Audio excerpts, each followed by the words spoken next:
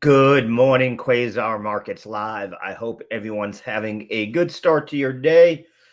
Be interesting to see what we end up with today. First things up would be the information that economic data that hit so far today.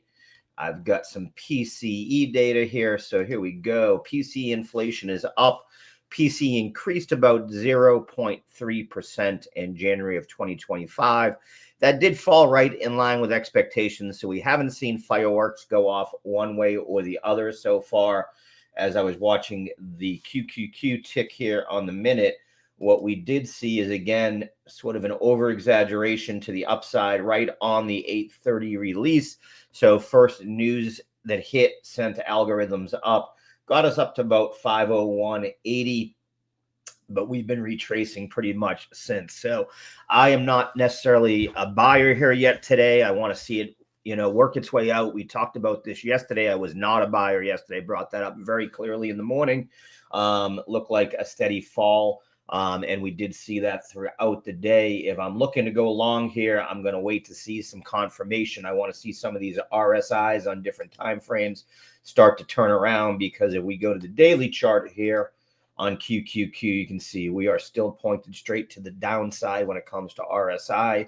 I do like the fact that it's coming up on what has historically been support here, going all the way back to April of last year. You can see we had us hit a lows here in this 30 area. We hit that low again in mid-August, and we do look like we're retracing right about to that level here. Now, I'd want to see us maybe hit that. I'm going to be more patient than jumping in here today. And part of that is because we've broken below, as we talked yesterday, right, with Mark Petrino. A lot of things have broken below their key sort of data spots, right? So we want to make sure that that isn't a problem. Give me 1 second here. I just realized I do want to check one thing here, because make sure we are up and running correctly everywhere.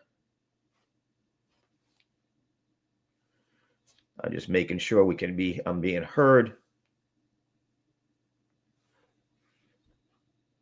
And it does look like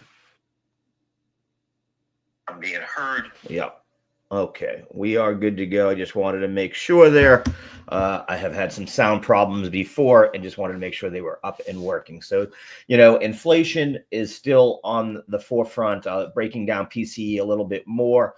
Core PCE, which excludes food and energy, was also up 0.3. Again, right around where analysts said. The annual PCE over the last 12 months has decelerated from 2.5 to 2.6. So again, inflation not continuing to fall, but sort of leveling out and maybe even moving back up. There were a few other data points I had here. The 12-month PCE price increase dropped from 2.6 to 2.9, showing a cooling trend, as we just said. But consumer spending also dipped. It dipped by 0.2% in January. That's something that I took away from this and am looking at, as a still, we're not quite there yet. I will say, breaking news I see coming, CME. We'll see if it's moving Solana at all. The CME group just got their approval. They are going to, and Solana is moving up on the news. Solana is going to get its first ETF. So we're going to have our first ETF on Solana.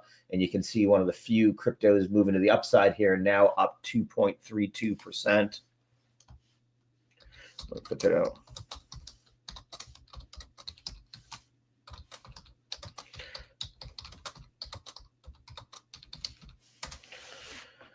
So Solana moving up nicely on that here this morning, regaining the 140 handle. I will say tick, like I said, had turned positive when we were looking at it earlier here. It had turned positive between 8:30, but right around 8:45, as people started to digest that data, it has dropped back down. Has me slightly concerned. Advanced decline was up almost around 200. Yeah, right around 200 earlier this morning when I was looking. And that's now back down to 49. So we see that. And the VIX has jumped up tremendously. That has it up above 21 here yesterday. So, man, this is the year I normally would be looking to maybe short the VIX. But again, I want to see what's happening here. I'm not going to try to catch a falling knife, the same way I'm not going to try to short off of a high here on something like this. So that's what I'm looking at there.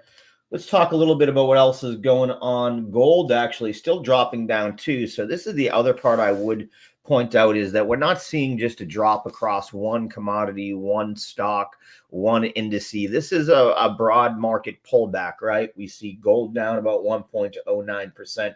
We know Bitcoin got hit really hard, down 3.3 today, but down 25-30% since its highs. It is bouncing back nicely. Nice wick on the daily chart, but I will point out we saw a pretty nice wick here. Whoops, I haven't done that in a while. You can see we wicked nicely here on Tuesday and on Wednesday. So I ain't buying that wick yet. I want to see a full reversal. Unlike QQQ, you can see a little bit maybe of a sort of bottoming out of RSI here, a little bit of a turn to neutral from downward. So we'll see, but I want to see some of that return. I got to see some strength in the market. I got to see that it has the ability to hold. And I'll point that out because, again, yesterday, a lot of those stocks that were moving up in the pre-hours really retraced later on. Some of the leaders yesterday, Coors, the crypto mining, they've done about a 50% repull from their highs of yesterday. If you look, again, Coors, when we started the show yesterday, got up around 1188. It's pulled all the way back down to 1056.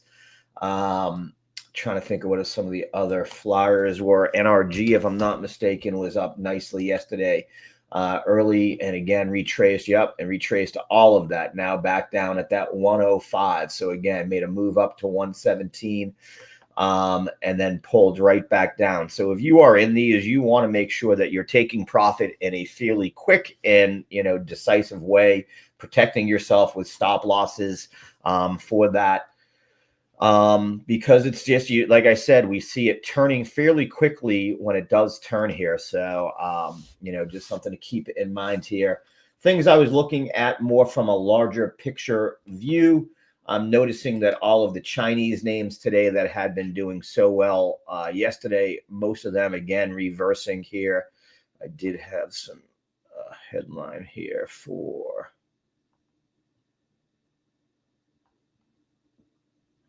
Here we go. We do see that world stocks have hit a 6-week low, dropping about 2% this week. This covering all the markets, not just the U.S. So again, we've seen some weakness in the Nikkei, especially overnight. We saw definite weakness here across all of the world. The stocks down 24 basis points here. And again, this is the third day of slides there. Shanghai index, the composite, you can see they're down almost 2% today. And again, this is coming on sort of key support that if it doesn't hold, you look for more downside there. Nikkei down about 1.08% today. That one did get a pretty nice wick bounce back. It had dropped down as low as 36,842, back above the 37,000 handle here. So Nikkei is getting a little bit of a bounce back.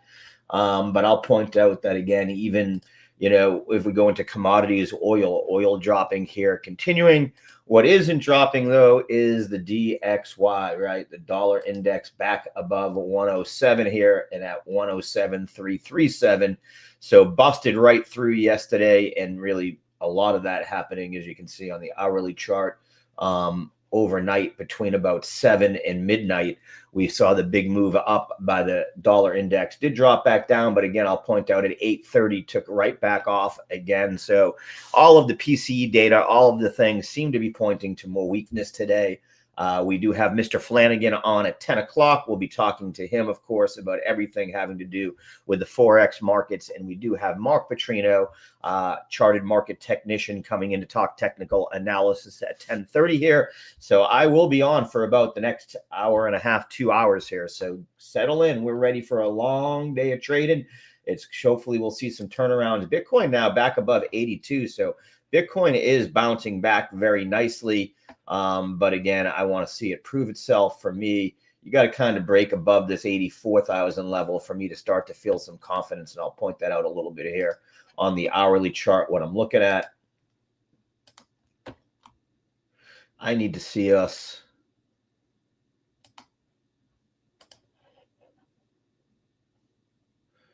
sort of break through this spot right about here. Where that red line is at 84, almost 85,000 for me. I want to see a little bit of a proof that it in the pudding there that it's going to make a move. I'm going to be a little bit late to the game as opposed to a little early to the game personally on that. That's what I'm looking at. So keep an eye here on it though. Bitcoin holding up pretty nicely, recovering better than most things so far. I do wonder how much of that has to do again with the announcement that the Solana ETF has been approved for the CME to start selling. Some data that we did see, and again, like I said, Bitcoin dropped below 80,000, and that was the lowest we've seen since November 10th. So that was a little interesting. And again, Europe and Asia with the sell-off there. French inflation did fall to 1%, so there is the first country sort of showing that maybe that inflation is getting tamed over in Europe. And I did notice too, I mentioned ASML yesterday as one that I'm going to keep an eye on. It was one of the few chips that was moving in a positive direction earlier. It is up about 1.56% here. So ASML one I'm continuing to look at. Nvidia down. I mean, you got to go straight to the Mag 7, right? Nvidia down at 120 here, almost 2%. It just keeps on selling off. It just does. It keeps breaking below levels. So if I'm looking at Nvidia now,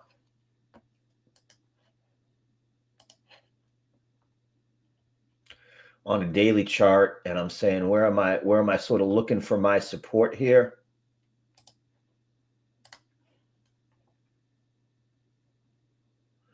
I'm probably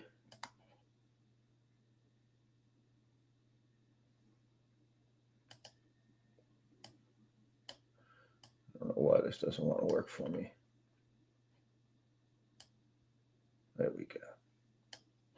I mean, I think you've got a further slide room down to 107 here. There's going to be a little bit of support at 116.21 to watch, where we sort of fought from this area, right?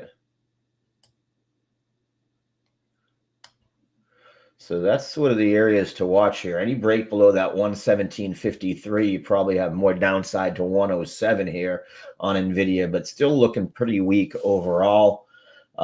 Tesla, same thing, 281.95 here and still dropping now down to 280 here.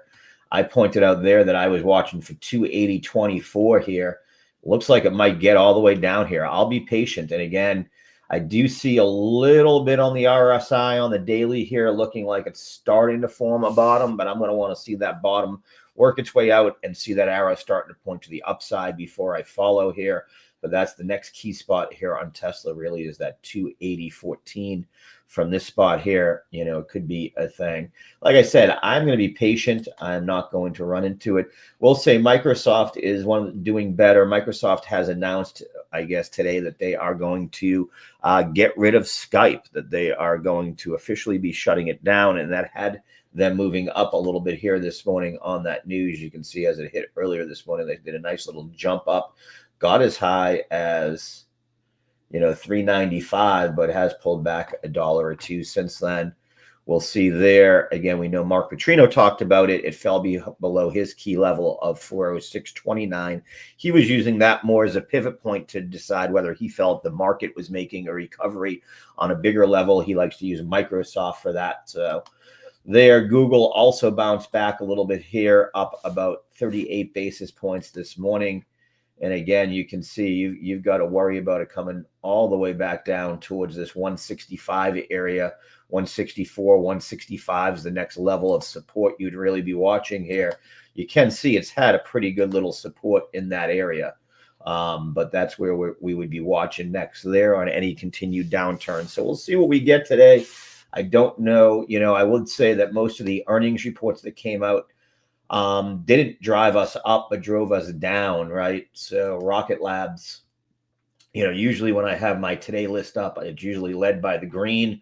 But as you can see, there is not much in the green that I could find that was up over, 2%. Most things were down. Rocket Labs, I do have their info here. They were down as much as 15%. They've rebounded slightly here to 14. They beat Q4 revenue estimates, but again, another one where guidance has been the issue. And if we look through, part of the problems they said was that looking ahead, they expect first quarter 2025 sales of about 120 million and a loss of about 34 million in earnings before EBITDA.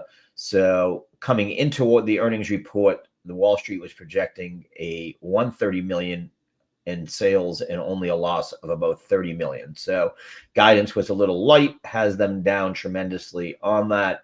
Looking at what some analysts say here, Eric Rasmussen from Stifel called the quarter solid, but noted the company pushed out the launch of its larger Neutron rocket to the second half of 2025. And that was the other thing, delaying the launch of their next rocket has the market pushing them to downside. They're looking to fill maybe the gap. So again, like I said, a lot of these are not in a prime position where you're saying, man, I need to jump in and I need to get an order in right now. You can see right about the spot that it gapped up to, or where we came down after it gapped up. But if we get any further flow here, you're really looking at 1479, 1480 area on the downside is where I'd start to get interested. And quite honestly, I'd probably be looking more. See if there's anything if I zone out left. Not really, because it never made a move. Well, you get a little bit more if you come this far.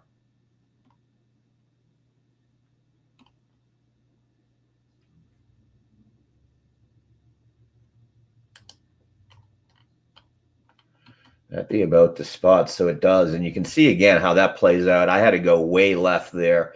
We're talking about looking at stuff that was happening in 2021. But as we point out, those price psychology is still in effect. So further downside, look for your first spot here is about $17 as support. And then any fall below that, you really have downsides towards 10.06. We are about 13 minutes. We do see tick moving back to the positive here. Advanced decline has gotten over 100, so happy to see that here. Right now, we're set up with QQQ set to open fairly neutral at plus 7 or 8 basis points here. Again, I'm going to need to see it break through VWAP on, if I'm watching today, this is how I'm going to start my 9:30 watch. I'm going to start on a 1-minute chart. I'm going to be watching VWAP to see, directionality on the day to start off with, see how that trend goes, break out into my hourly from there. Once I get to my hourly, I'm more watching these, in this case, red zones, which is the resistance that we're going to run into here. Any kind of move to the upside, I see I got to start getting nervous. Personally, on NVIDIA, on the hourly chart, I'm looking at 502.81, which would be, can we get across that? And then my second level is that 505 area. And then, like I said, if I break out into the daily, I need to see a confirmation on an RSI personally before I'd be looking to go to the upside there.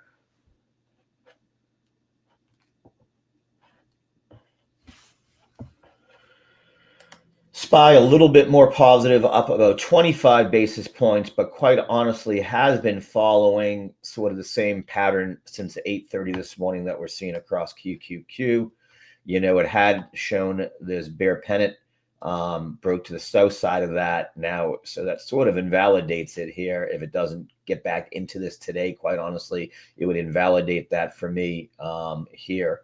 So we'll see what happens here. I'm now more looking at this support zone on the SPY, right around that 582.12, right? You can see it's even a little higher. We're getting close to it, 583.50 maybe. In this area right here, you can see was key resistance back in mid-October, acted as support really well in mid-November. And again, we fell briefly below it middle of January here. Is this going to be the support level we bounce back at? That's what I'd be watching today. 582.24 on the SPY as a level to keep your eye on so far.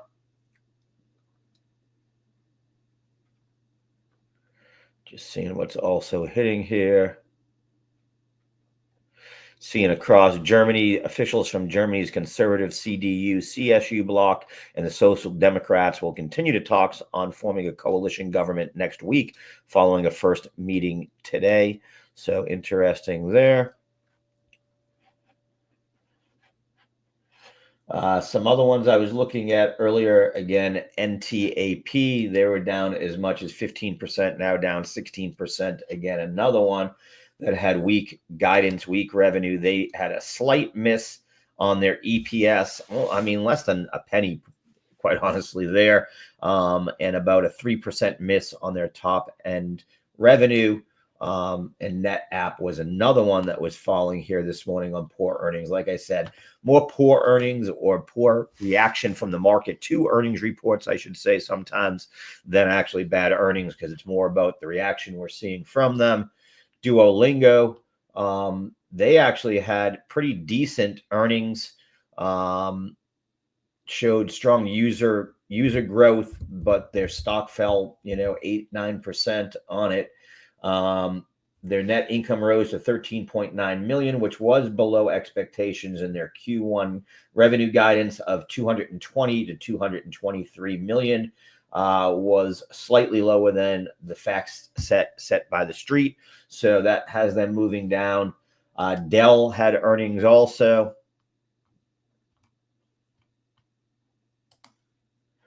Down 5.7%, continue to slide. A lot of these numbers you're seeing across your screen are a little worse now than they were earlier this morning when I put this stuff together.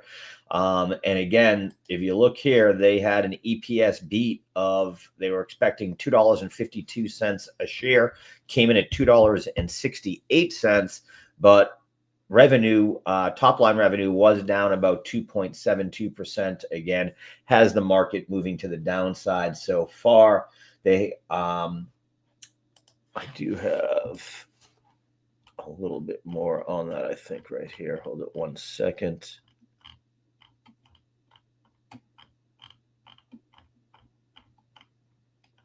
I do not.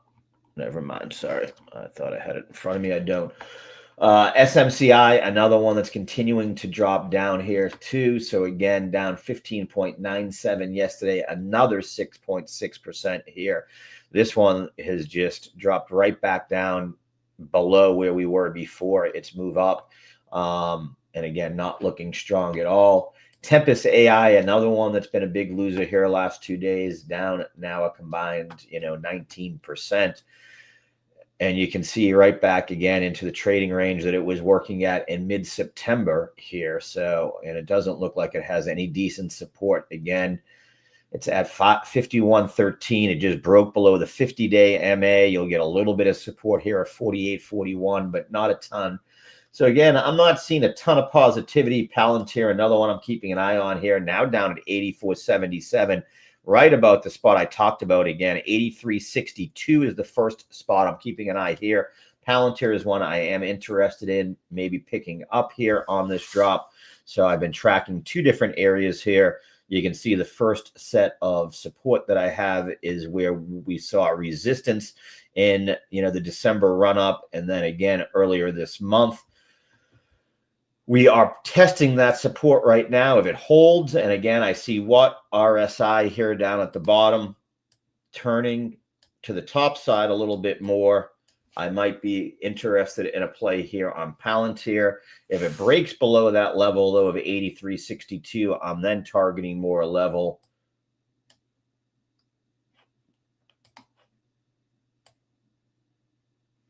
here at that 70.40 spot. That I had circled as the key area that was support back in early December. So again, this is one might be in an interesting spot here, but I'd want to see RSI start to turn to the upside. If I look at it on the hourly and we throw in RSI,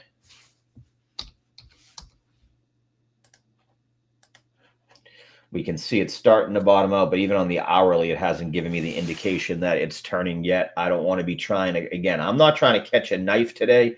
I want to be the person that is following into strength of momentum, whether that momentum turns to the downside or the upside. We play the market in front of us. Again, tick has been negative here for a little bit. Advanced decline is only at 65. We're moving a little bit to the downside. QQQ just turned red. SPY has moved down a little bit. Bitcoin 81,663.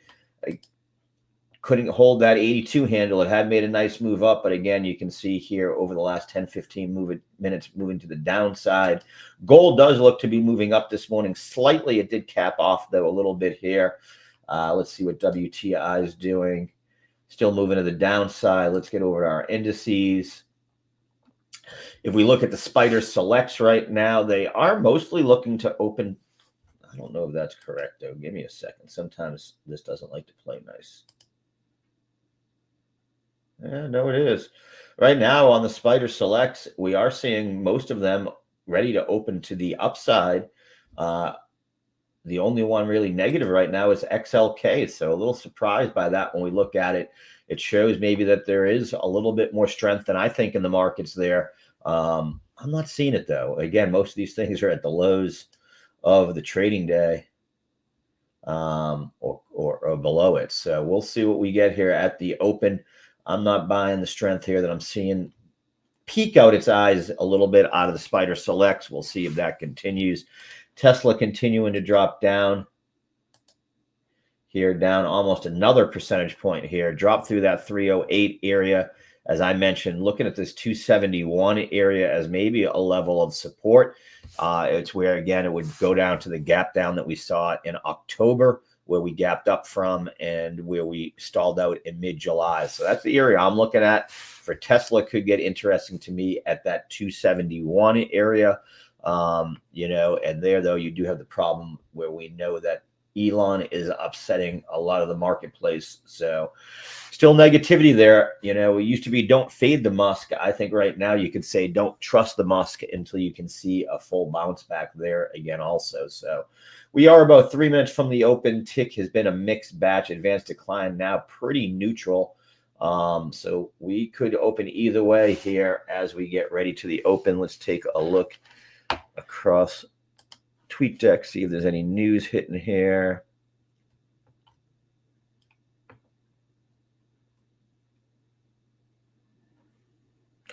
Not really much. The first headlines I'm seeing on PC are basically saying it's neutral, so it opens the door to the Fed to do whatever they sort of want there. We are 3 minutes from the open. Beijing accused the United States of exerting tariff pressure and blackmail after President Trump's latest threat to slap an extra duty of 10% on imports from China, citing a continued flow of fentanyl into the country. So it does look like tariff talk still is at the top of it.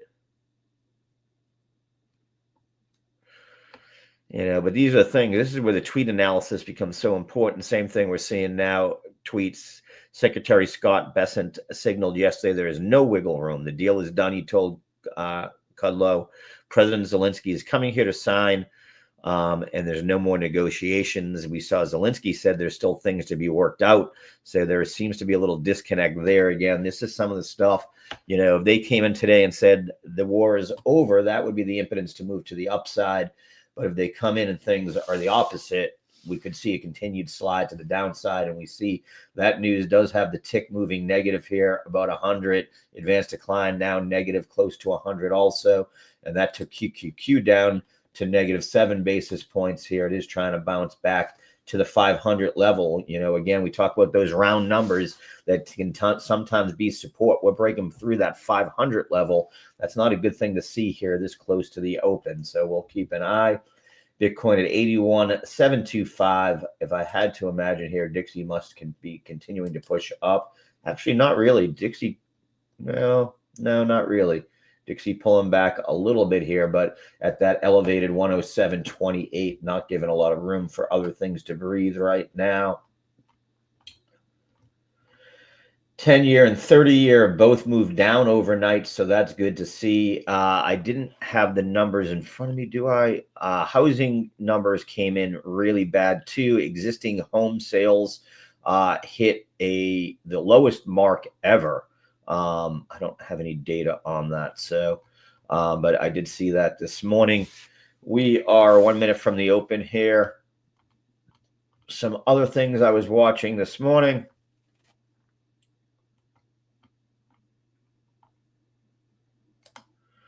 On the good side, ADSK, Autodesk was up nicely. Now it's, this is what I mean, it's now down. Okay, we are open. Let's go here. It's 9:30, the open. Let's see what we get for the tick. First ticks to the downside, 200, 173. Advanced decline moved down slightly, so that's pretty neutral at minus 241. That could move pretty quickly here either way. Dow does open up about 20 basis points to the upside, but you can see it's already seeing a little bit of a sell-off here on that. SPY opening up 7 basis points in the green and moving to the downside there. Also, first couple of ticks. Still moving negative here. RUT's even. Moving down, also down almost 40 basis points. We see QQQs are bouncing to the downside. If I had to guess, there it is. NVIDIA moving to the downside now, down 2.16% here. So NVIDIA continuing to slide.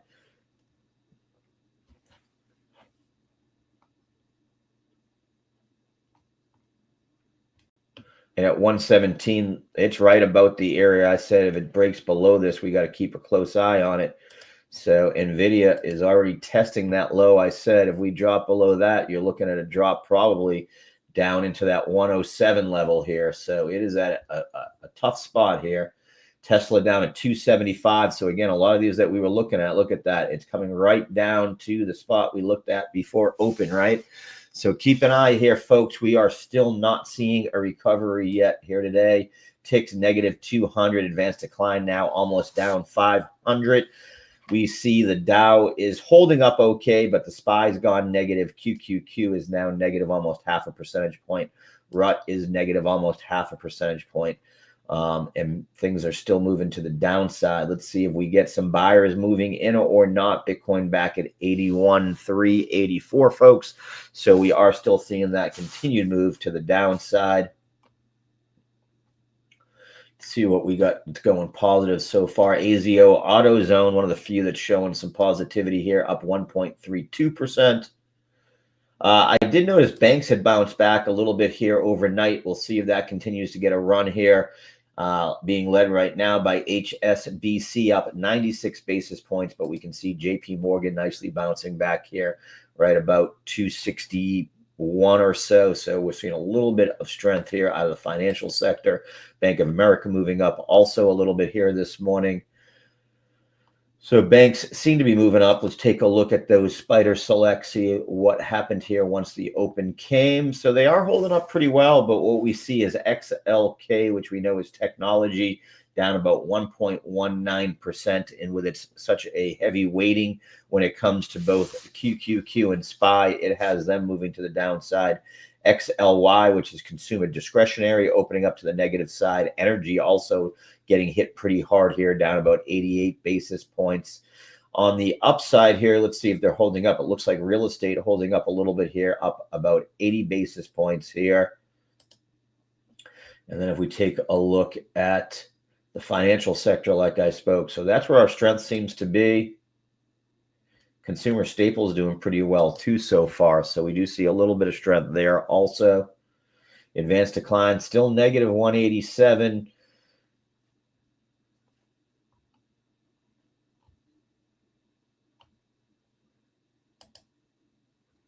I want to keep an eye on the Qs here. Down about half a percentage point, but trying to move back up.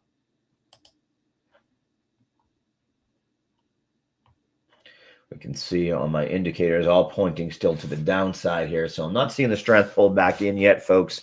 Across the market, we are still sliding down. QQQ now down 61 basis points. The RUT down 63 basis points. The SPY down 25. And the Dow that was up about 25 basis points now pulling pretty close to neutral here. So it does look like things that had some strength are starting to retrace here. Let's see what happens. The Dow is looking to go negative here. I can't imagine the spider selects are still moving to the upside. Some of them are, but these, I'd be starting to fade some of these spider selects here, personally, based upon what I'm seeing. NVIDIA is bouncing back at that 117 level here. So, although it just can't seem to get the strength to hold above 118 yet. That seems to be the line in the sand so far here on the minute chart.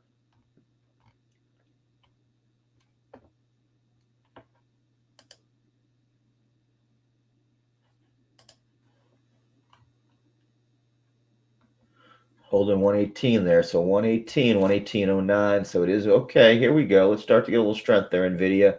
We're going to need NVIDIA to get some strength, to get the market to get some strength here, without a doubt, in my opinion. Microsoft now down 1.18% too again, but bouncing to the upside here right now on the 1 minute chart. So we are seeing a little bit here after about 5 minutes of sell-off, maybe by the algos. Do we get a little bit of strength here? Let's see what we're getting across the tick. Pretty neutral here. Tick just went positive. Advanced decline is down about 900, but moving back in the right direction. And we see the Dow Jones has moved back to the positive about 12 basis points here. So let's see if the algos maybe are done here, and we can start to see a little breathing room across the markets. I am seeing Reuters say, Ukraine live, Trump and Zelensky set to sign minerals deal. I think that could get the markets moving in the positive direction, so we will see if that's the case.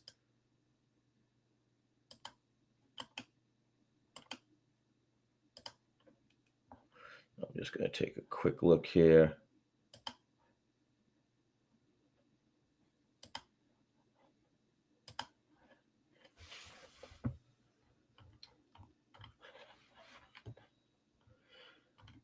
Advanced decline tick is moving up, so we are seeing us move back here. We're seeing QQQ trying to make a move to the positive. So we are starting to see a little bit of positivity move back in here. I will warn that's only, a 2 minute, that's only 2 minutes of upward movement, but a little bit here. So, and we can see on the daily QQQ, RSI, it is starting to go at least sideways here. So maybe we do see some buying pump in here. Tick is still positive at about 250 here. Let's take a look at what's moving the most.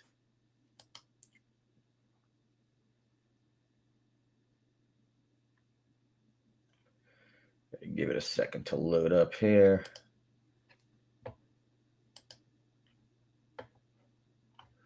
And we do see, on good earnings, I forgot about them. Monster Beverage here is moving up about 8% on some strong earnings results. So Monster Beverage, one of the few moving up nicely here this morning on earnings.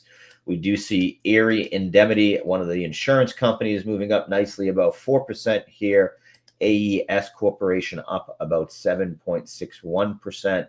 Smuckers, who had good earnings and was up yesterday, if I'm not mistaken. Now, they might have retraced. I didn't look at them in the afternoon. No, they moved up yesterday, continuing to move up. So seeing good follow through so far by the JM Smucker company again. JM Smucker. Seeing a move up by Fastenal too, FAST. Trying to see if there's any kind of theme that I can see here. We are seeing some of the stores. Lowe's move up. Lowe's was moving up yesterday too, although it ended up actually dropping back down. But Lowe's showing some signs of life here. Take a look to the downside. As I said, NetApp, the big loser so far. United Health Services now one of the big losers, down 9.16%. Hewlett Packard on weak earnings also down 8.54%. We talked already a little bit about Dell, down 5.42%. Super SMCI still down about 4.62%. Palantir 4.42%. Solar energy still, and energy in general, under challenge, but we do see First Solar, EOG Resources down about 4%, Enphase down 3.5%. Autodesk, like I said, which had moved up on their earnings, was up almost 1.7%, now in the negative here, 3.9%. So again, earnings reports are carrying us for a little bit, but not a lot. It gives you a little bit of breathing room, and then it seems to turn around as the market turns. Tick still positive here. An advanced decline trying to go positive so far. Dow Jones Component seems to be leading the way. VIX has spiked up even further to 2147 here. So like I said, that's why I said I wasn't shorting it yet. I think it still has room to move to the upside. But VIX is the main thing moving to the upside so far. Berkshire Hathaway up about a percentage point here again, and they just hit an all-time high. So Berkshire Hathaway with an all-time high here at 507.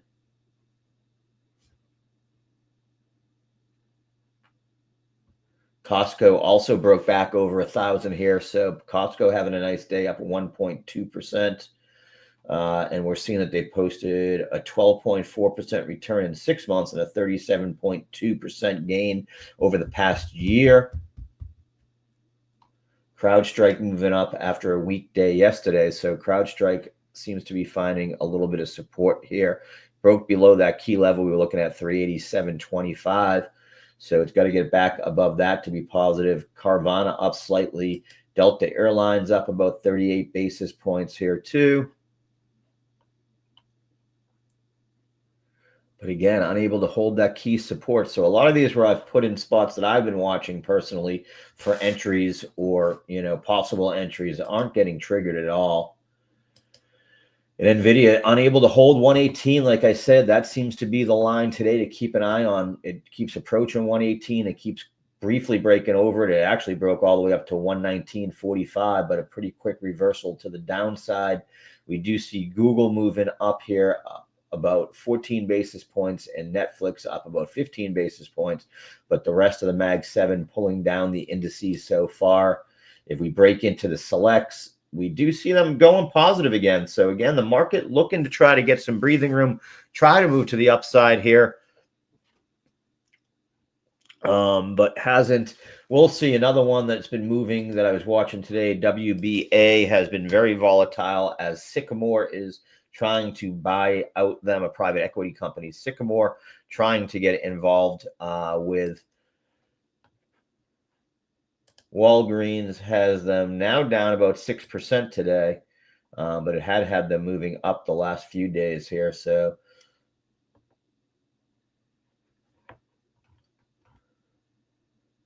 seeing a pretty decent recovery by Rocket Labs now. So that's been moving up nicely here. So it did regain that 1680 here. So this one's looking a little bit more positive so far. Let's see if any of these others are turning back over. NetApp at 102.22. So some of these we are seeing a bounce back. So we are seeing that the return to the sort of median is the first move by a lot of these. Duolingo not quite as well. It's still continuing to drop down. Dell down 6.58, hasn't really recovered either, sitting sort of in the same spot.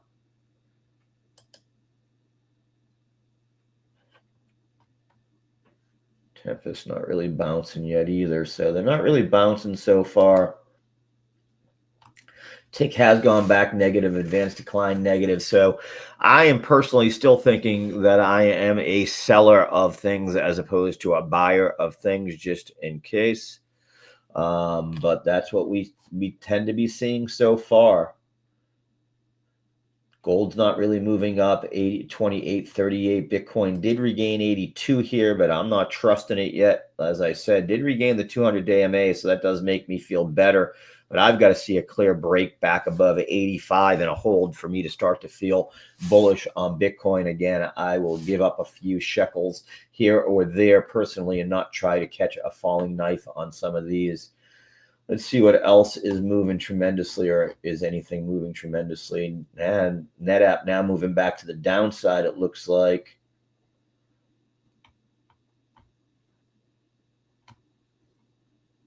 Walmart moving up. It was moving up yesterday also, so we have seen a little bit of a recovery. Walmart's chart looking a lot better than some of the others here today.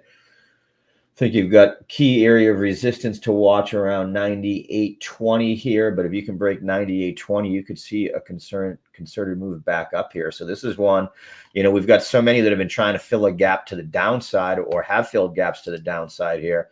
Do we see a fill to the upside of that gap here on Walmart? So again, one that I'll talk about, I'm going to put that on my list when Mark Petrino comes in later. We'll have him take a look at that chart. Anybody that has anything you want Mark to look at on the charts, feel free to put it into the chats and I'll keep an eye on that and add them in for us. But you have a little bit of a gap here that you can see if you can get above maybe that 98.75 level, it starts to get attractive here. So we'll keep an eye on that.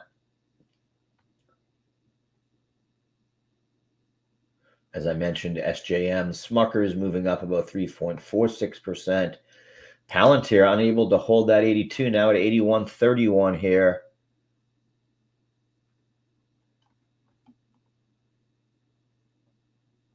I don't want people to think that that is a...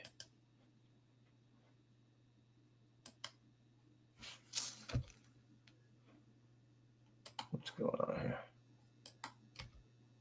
There we go. So again, be interested to see what Palantir does as it approaches 83.62. That 83, let's say the 83.50 area is what I'd be watching here on Palantir. Right around 83.50 would be what I was watching here for a move to the upside.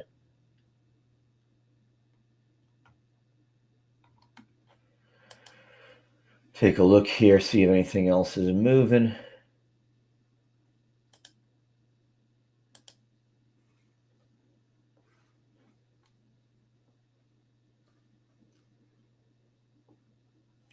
AES, big winner so far. AES up about 7.47%. So that seems to be the winner. We see Chicago's PMI coming in at 45.5, which was much better than consensus. But as we know from Steve, we normally want to see that in a level above 50. But it is a move to the upside. So I will put that in here. So 45.55, that could be good here. So let's see what that does. Does that have the tick moving to the upside? That's the first little bit it does. Tick moving a little bit to the upside on that news. 54. Advanced decline coming back down into almost neutral range here, or trying to get closer to neutral. So that is the first bit of economic data that sort of has us moving in a better direction here. We'll see if that can continue at all.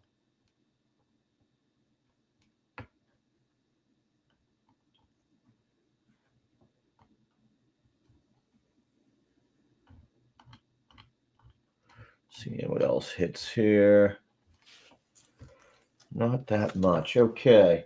Tick has gone back negative. So again, even positive data is not being met with a positive reaction. The algos might kick out a quick positive reaction, but it's being sold off from there. Bitcoin did regain 82 here, 82,100. Gold slightly up to 28.38. Silver back below the 31 handle as we talked about. Let's see what's going on with the rates here. 10-year down about a 0.5 percentage point today. 30-year down about 33 basis points. I did see that the mortgage rate had moved down to about 6.8 today, which was good to see. That was a move down. So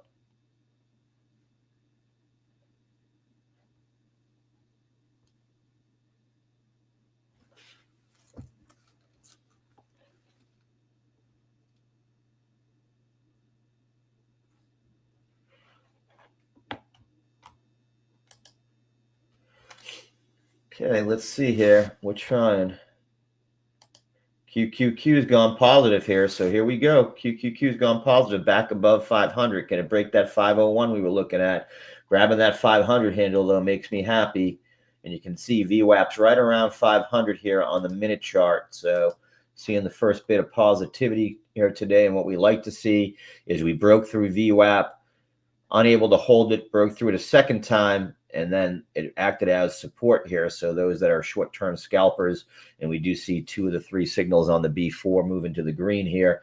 So maybe we can see it start to move back up here. Can we get a little bit of movement to the upside? Tick still fighting itself, though, negative 64. So again, we are seeing most moves to the upside sold off a little bit here. Mag 7, NVIDIA, nice bounce off of that 117 level. Now just broke above 119. So NVIDIA showing some strength here on a short-term chart, not so much on the others. Same thing. Tesla now moving to the upside, up 83 basis points. These things have been pretty volatile, though, for the first hour of every day without a clear movement. So be careful on these in general, folks. Let's see what else we get here. NVIDIA tested on the short term, so there's VWAP on the short term, sort of what I'm watching here. See if we can break off of it to the upside. If it holds here, that 118.37 could give a little strength and positivity. It is trying, momentum is trying to pick up here across some of these. Let's take a look at Tesla at this level.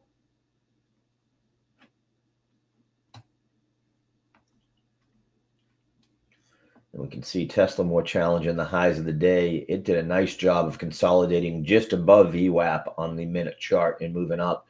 Hit its first bigger resistance here at 284.70. So that now becomes the area we got to clear. But if we do, we could see a continued move to the upside there. So that is positivity. We got a little bit of positivity streaking in here. Tick is fairly neutral still. We see QQQ fighting to stay positive, but really fairly flat on the day. Same thing with the SPY sitting in right around up 4 basis points. So far, SPY and QQQ haven't been able to give us a clear direction for the market right now, fighting right at VWAP. So again, those that don't know, VWAP is the volume weighted average price for the day. It's where a lot of algos kick in to buy and sell. So it's used a lot by short-term traders to gauge market direction. And as we can see, after finally breaking through the VWAP here at about 936, it has tried to work its way to the upside. QQQ has gone positive again back. So what we do see that's nice to see is, again, that support right at that 500 level or so has been holding up here for the last, 10 minutes here or so on QQQ. So see if we can get a little bit of a push to the upside here. Bitcoin holding above 82,000, still pretty well. Gold right around that 28.35 level. We do see tick moving up nicely and advanced decline moving up nicely. So a little bit of support coming in, trying to see if there's any decent news coming across that's pushing that. Not really.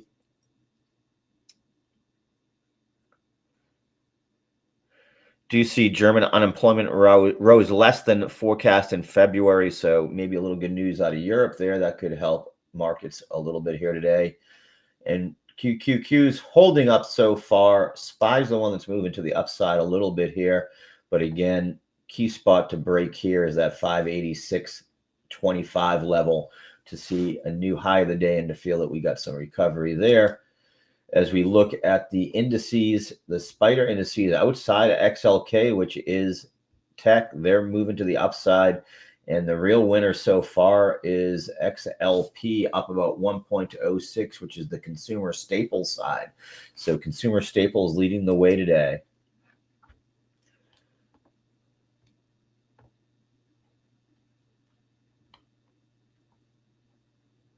Seeing Las Vegas Sands pump up a little bit here. LVS up 2.87. That wasn't really on the mark this morning. So let's see what's going on there. Nice little move up here by LVS. Coming up again, the problem with a lot of the stuff coming up on what will be some key resistance to keep an eye on here. I'd be looking especially at that 45.16 level here. You can see where that's sort of been a key spot of resistance.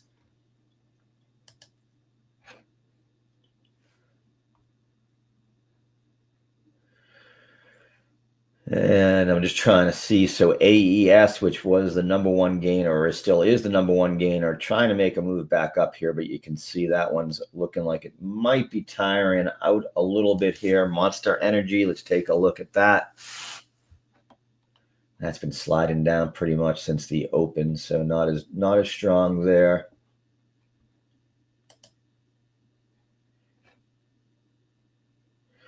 Area Indemnity, you're definitely the one that has strength so far today. They had earnings yesterday, so it's interesting they're moving up so far today. I would have to assume they got some analyst. Let's take a look here. We'll see. Any analyst reports come across? No, not really. Not seeing that analyst is pushing this across. So, but they are moving up. The earnings were yesterday. They had strong earnings.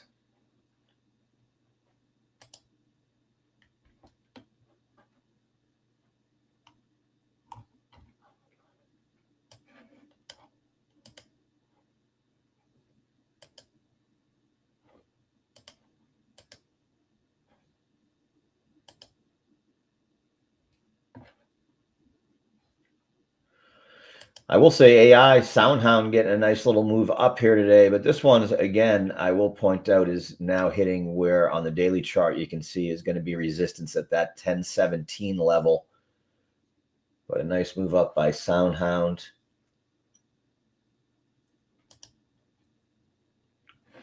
We'll say another positive that I'm seeing, considering crypto and Bitcoin getting hit so hard today, is some of the Bitcoin miners are continuing to move up. We know Mara was looking good yesterday. It's now having its second, having a good day here again today.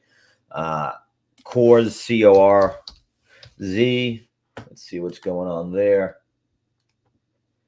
Not quite the same. They are at the sort of the highs of the day. So we are seeing, while Bitcoin mining companies you would think would be down much more with Bitcoin's price dropping and dropping below 80,000 here,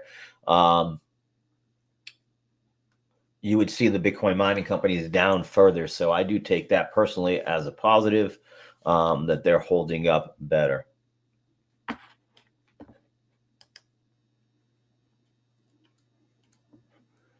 Man, fear and greed factor is at 16 right now, 16.16. That is extremely low.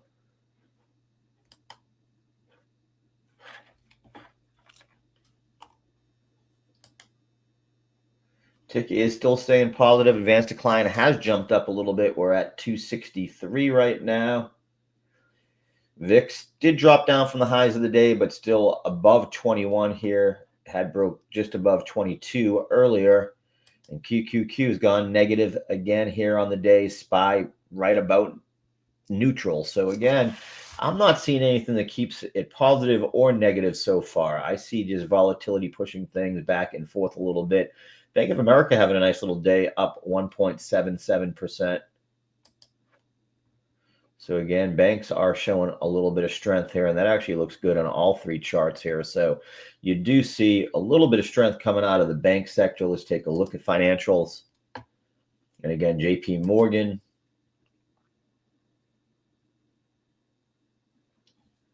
Not as strong as Bank of America, but looking pretty good. Bank of America, strong looking chart so far today on all three time frames that I use here, the 1 minute, the hour, and the daily. Wells Fargo, let's take a little bit of a look at that.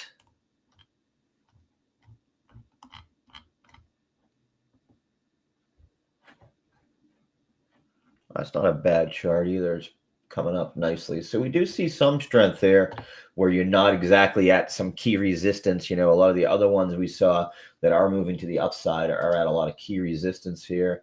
Taking a look at restaurants, mixed bag across restaurants today. Darden restaurants having a nice day, up 1.47%. That's not, they had earnings a week ago or so, right? So that has nothing to do with the earnings. Nice move up by Darden. I wonder if one of the other big restaurant chains had an earnings report today that I didn't notice that is pushing this up in sympathy, but nice little move there.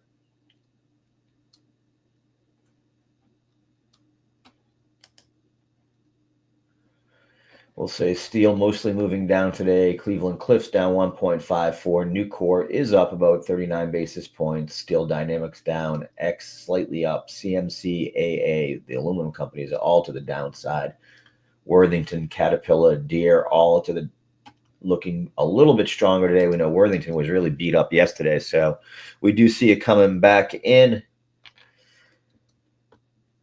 But in general, market, I'm not buying it one way or the other here. We're not fading out too bad, and we're not seeing any strength. We're sort of seeing every little bit of upward movement sold off, and some of the dips getting bought up at some pretty good spots here that we've pointed out. So that seems to be where we're at so far. I do see Mr. Flanagan is getting ready to join us here.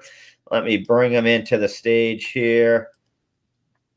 How are we doing today? Okay, Howard, good morning. Wow, glad this week is coming to a close.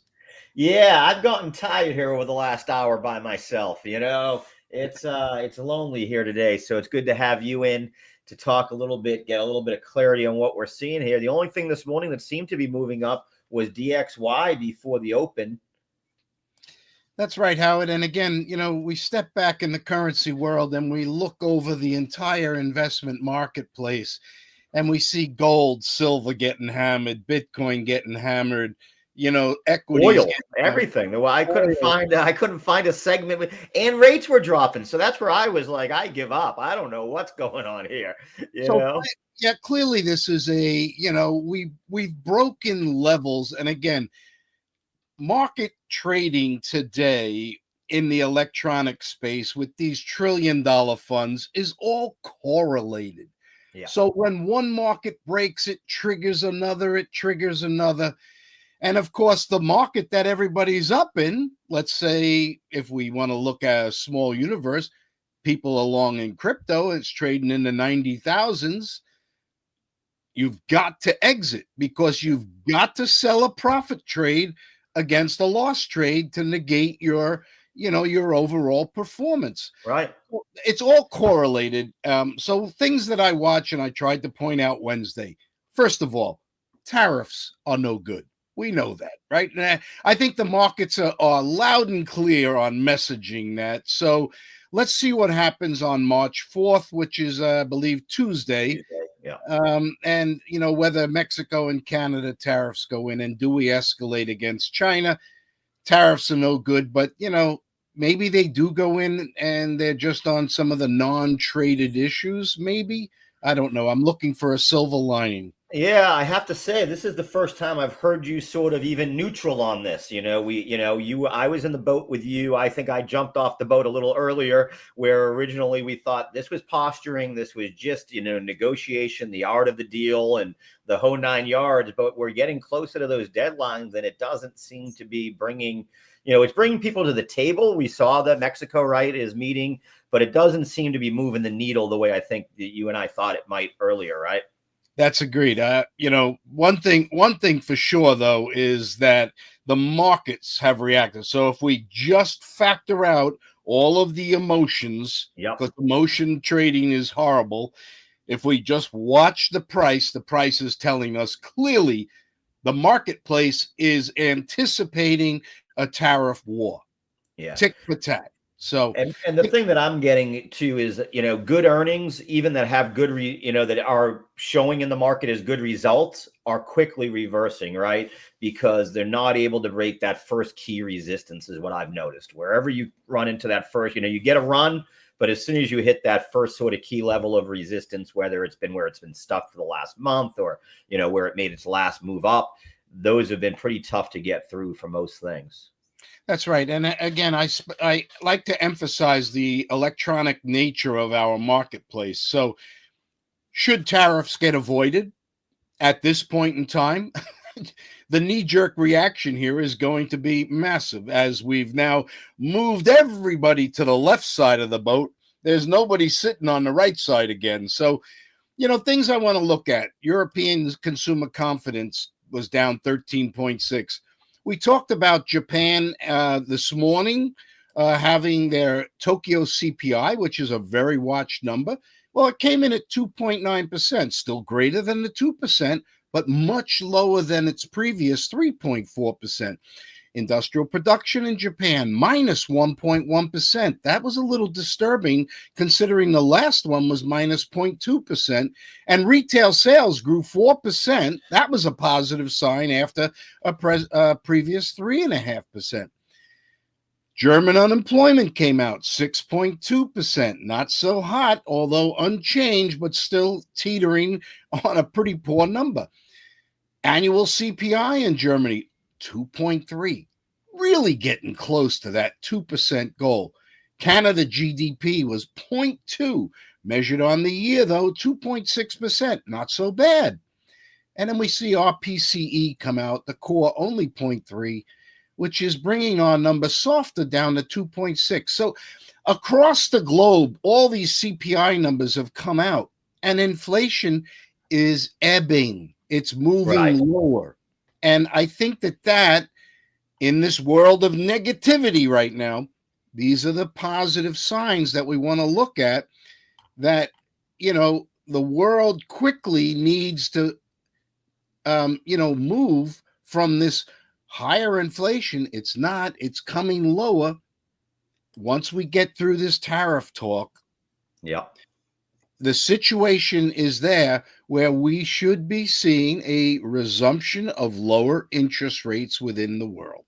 And that's a net And we, positive. the chart is showing that a little bit. We've seen, I don't know if you saw that housing data this morning, because it was sort of early and it's not a big number that people look at on this one. It's not the Schiller or anything else. But what they showed was existing home sales hit a low of ever. When they use the word ever, to me, it always gets it catches my ear immediately. So, rates do seem to be, at least, does that maybe get the Fed to say, hey, we got to do something, right? Well, again, they've got that dual mandate. And if inflation, as their favorite number just showed, is softening somewhat, not running away, it's Right. softening at the lower end of their target, then why not begin to now focus on growth? We saw a lot of the numbers have been up and down. I mean, if you just look really, I think the spending number that came out today was sharply lower.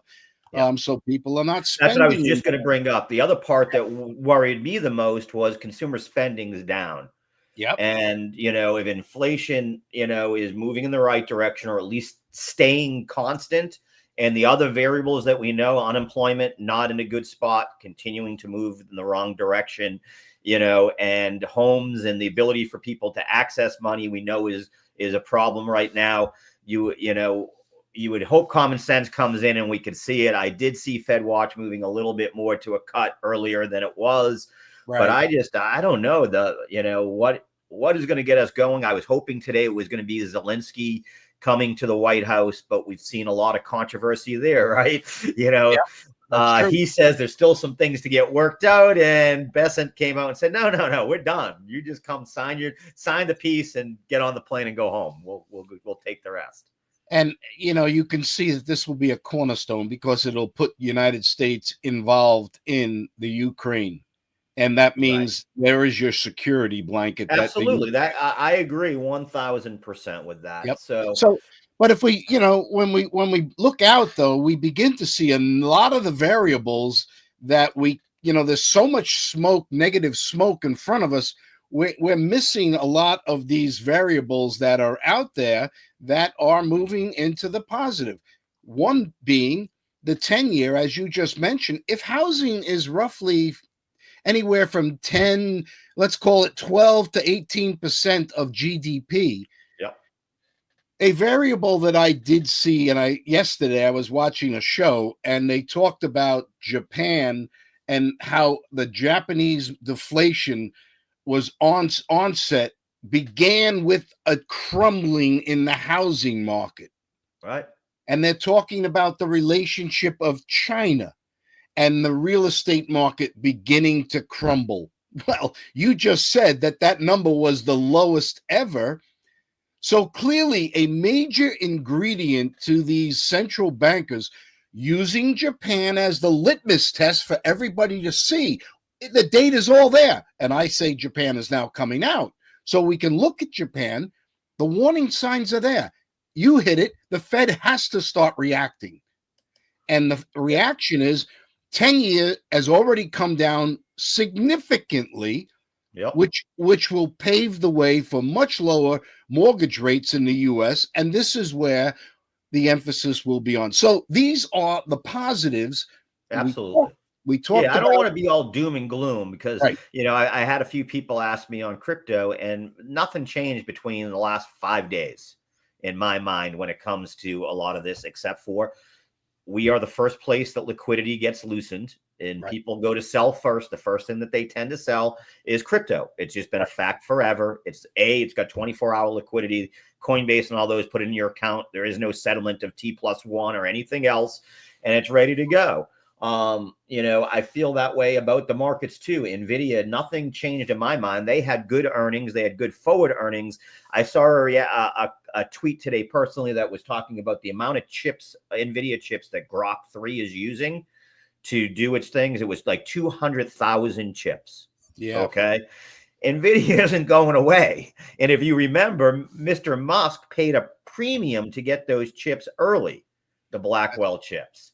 So, That's right. those are the things that I do want to point out. I don't want to be all doom and gloom, That's but I correct. just want to, for our view, is what I've been pointing out is I want to see a reversal. I'm not trying to catch a knife. Would you call that probably a pretty good way to approach the markets right now? That's exactly right. And if we do reverse, there are plenty of opportunities Right. ahead. You don't have to try to catch that falling knife.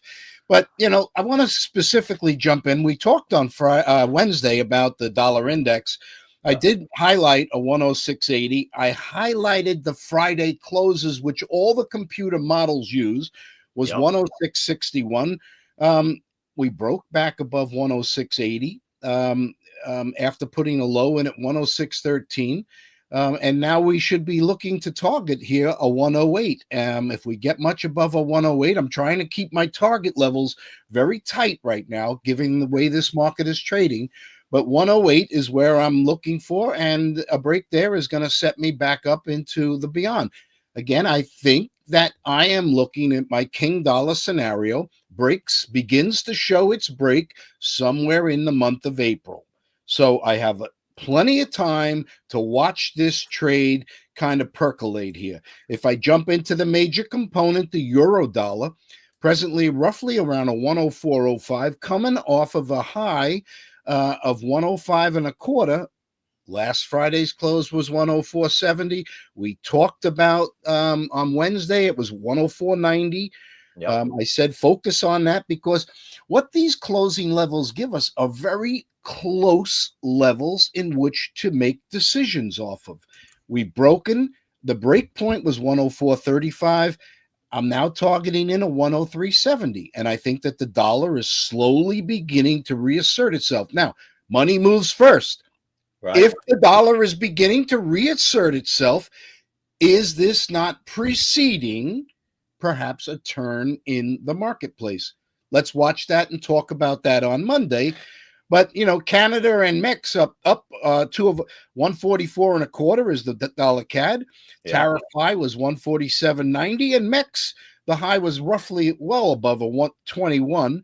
But I've got to ask you here because, Mhm.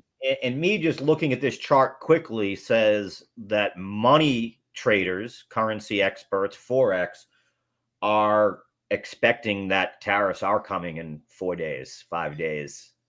That's what Mex. Is that how you would be looking at this also? Because that wasn't what we were seeing. That's why I'm bringing it up, because this is a big break from a week ago.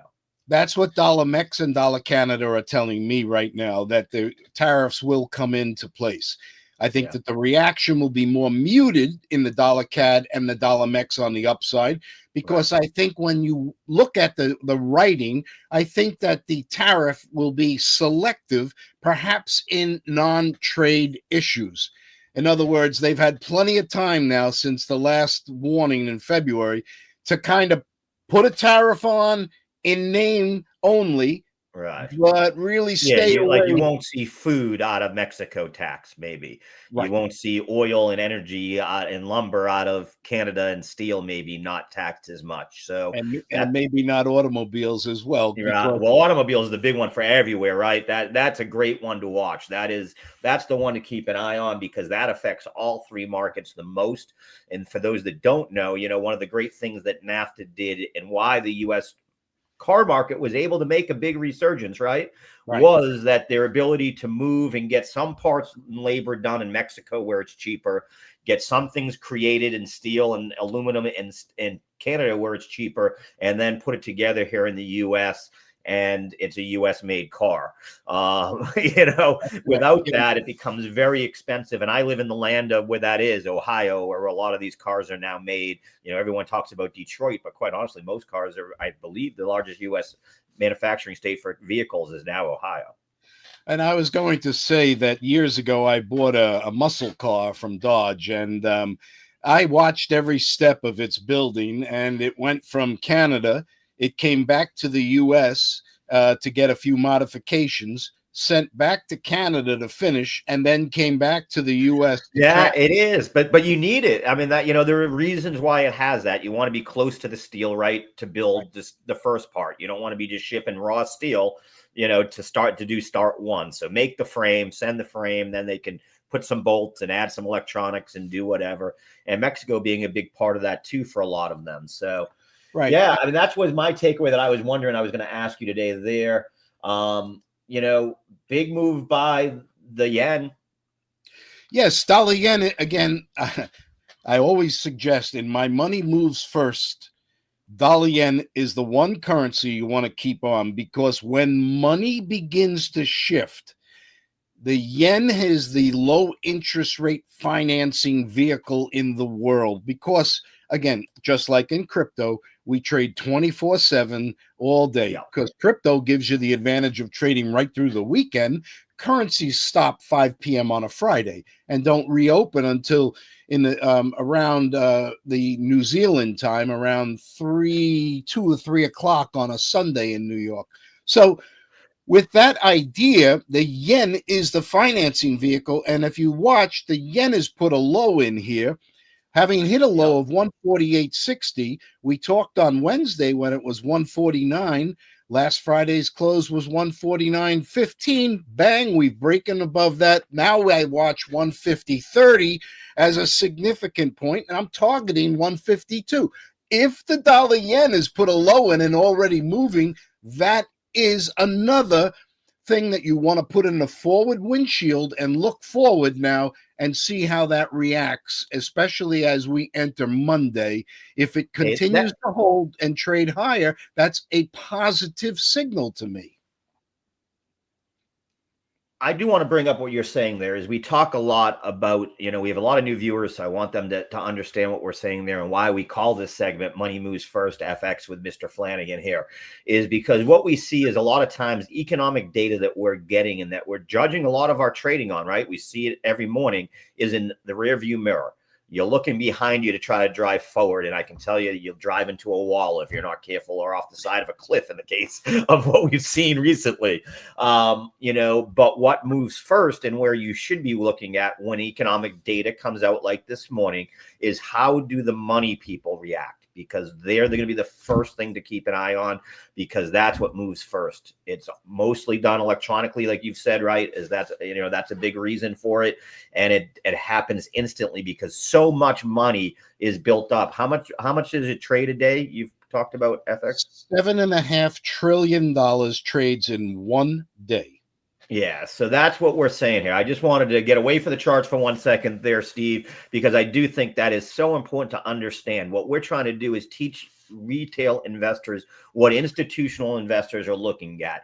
The person in front of you here, Mr. Flanagan, was with JP Morgan for many, many years, was one of their lead guys in charge of electronic trading as a specific part of his expertise. So this isn't just a YouTube guy that's coming on and saying, hey, this is what you want to look at. We bring you the experts that have been doing this for years that are so nice.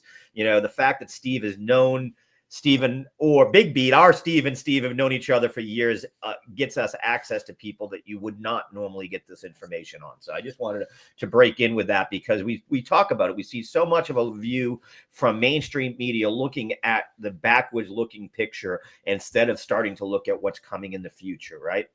That's correct, Howard. And, if I could just add to what you said about money moving first, if I look at this trade, I buy dollars and hence I sell yen. Yeah. I now have to finance my short yen position, right? So I finance that at 0.5%. So I borrow the yen in my yen account at 0.5%. Because it's a low interest rate. Right. Currency. And I'm holding dollars now at roughly, let's call it 4.5%. Right. And I'm holding the dollar. So right there's a 4% carry trade on that. So when I begin to see elements beginning to say that the dollar yen move is... Could you explain that a little bit more? So, what that means, the carry trade, because I think that's where we tend to lose people, is that they don't fully understand that. So you shorted yen, so you borrowed yen, and you're only paying about 0.5 point on that, right? And that's then you're correct. you get dollars for that. And what are you doing with your dollars? Are you investing them in the market? In a very simplistic thing, if we just look at interest rates, I'm here in the yen and I have to borrow yen to cover that short position in Japan, right? So that's at 0.5%. I have dollars. I can put them in a CD, or I can put them in the treasury market at 4+%. Okay. And then at maturity, let's say I did it for 30 days. At maturity, I have a 4% gain if my currency rates stay relatively stable. I just wanted, because we tend to just use words that I think I know that everyone doesn't understand it, but sometimes we use words that people don't necessarily understand, breaking it down. And that's why I wanted to do that. That's exactly it. People, so you understand the currency markets, a lot of times what they're doing is they're borrowing from one currency that is at a lower rate, moving it into a currency that's at a higher rate, but buying a safe asset that has a guaranteed sort of return. More riskier people, and where we've seen burnouts, of course, right? And Melvin Capital being one of the largest, is where you do that and then you invest it in risky stocks or even worse, Bitcoin. So we're not telling you to do those things at all. I just want to clarify that also. Let's look into a forward crystal ball. Let's just say, hypothetically, coming into next week, we did this trade today. And we're sitting now long of dollars. I look at this. How far is NVIDIA off of its highs? 15%? Yeah, 15 to 20%. Okay, so now I buy NVIDIA right here. Yep. Now let's see what happens next week, and we'll talk about this Monday or Wednesday of next week, and we can have a little fun. Let's see. So we're buying NVIDIA at 120. Okay, and we have dollar yen on at, say, 150.5. Well, we would have reacted. I love this. This is great. And I will type this out. I'll type it all up so that we have a slide to show the folks and the results, and we can do that together. That's a great one. We really want to show you exactly what Steve's saying is we're gonna play out what would be the carry trade. So, but Steve, we would have reacted in the dollar yen earlier today. What would you have reacted to that? Give me the true number you would have gone. 149.15 was last Friday's close. So when we got, say, above, I offer a little bit of discretion, say 149.25, I would have immediately jumped in now. Okay, I'm just going to pull it up so I'm showing people the chart here. Whoop, wrong one. And this is the way these computerized models will trade. Now they have a currency exposure. And if the dollar does begin to break, or if the asset in the U.S. that I've invested that money begins to break, I get what we call the double bang. Right. I'll not only get a dollar, an appreciation in the currency rate, but I'll get an appreciation in the dollar asset that I moved into. And it may have just been a treasury that I moved into to earn an interest rate. And what I will point out, everybody, is this is when you see at the end of the year in Citadel and BlackRock talk about how a fund did this amazing earnings. This is how they're multiplying what this is called bringing leverage into play. But bringing it in a way that it's managed, not just saying I'm going 100x on Bitcoin or I'm using futures and taking my full leverage on a futures trade. But this is a form of leverage in the marketplace that's used by the institutional investment firms, because they don't look, and that's why I love having you on, is because we get a global look.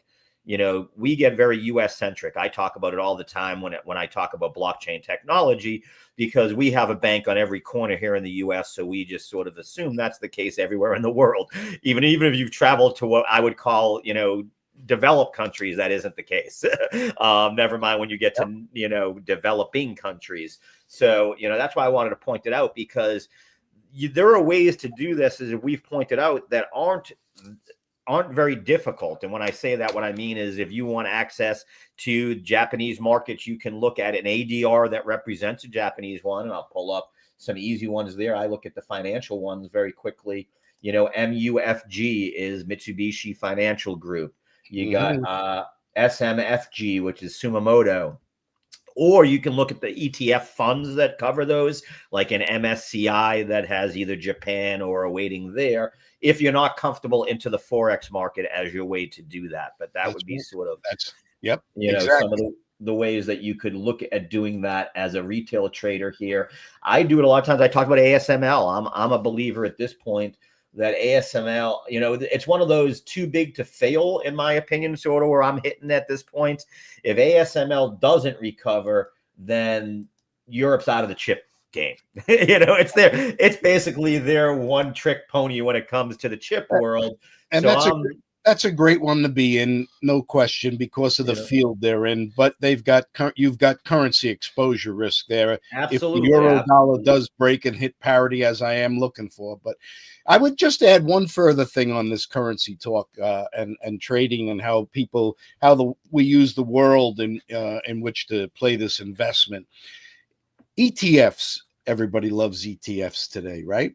Yeah. When you get your prospectus on an ETF and you see what they trade, skip towards the end and towards the last pages, and you will see that on most, I don't know if they all, there's a little asterisk somewhere in there where the fund managers will use currencies to enhance their returns.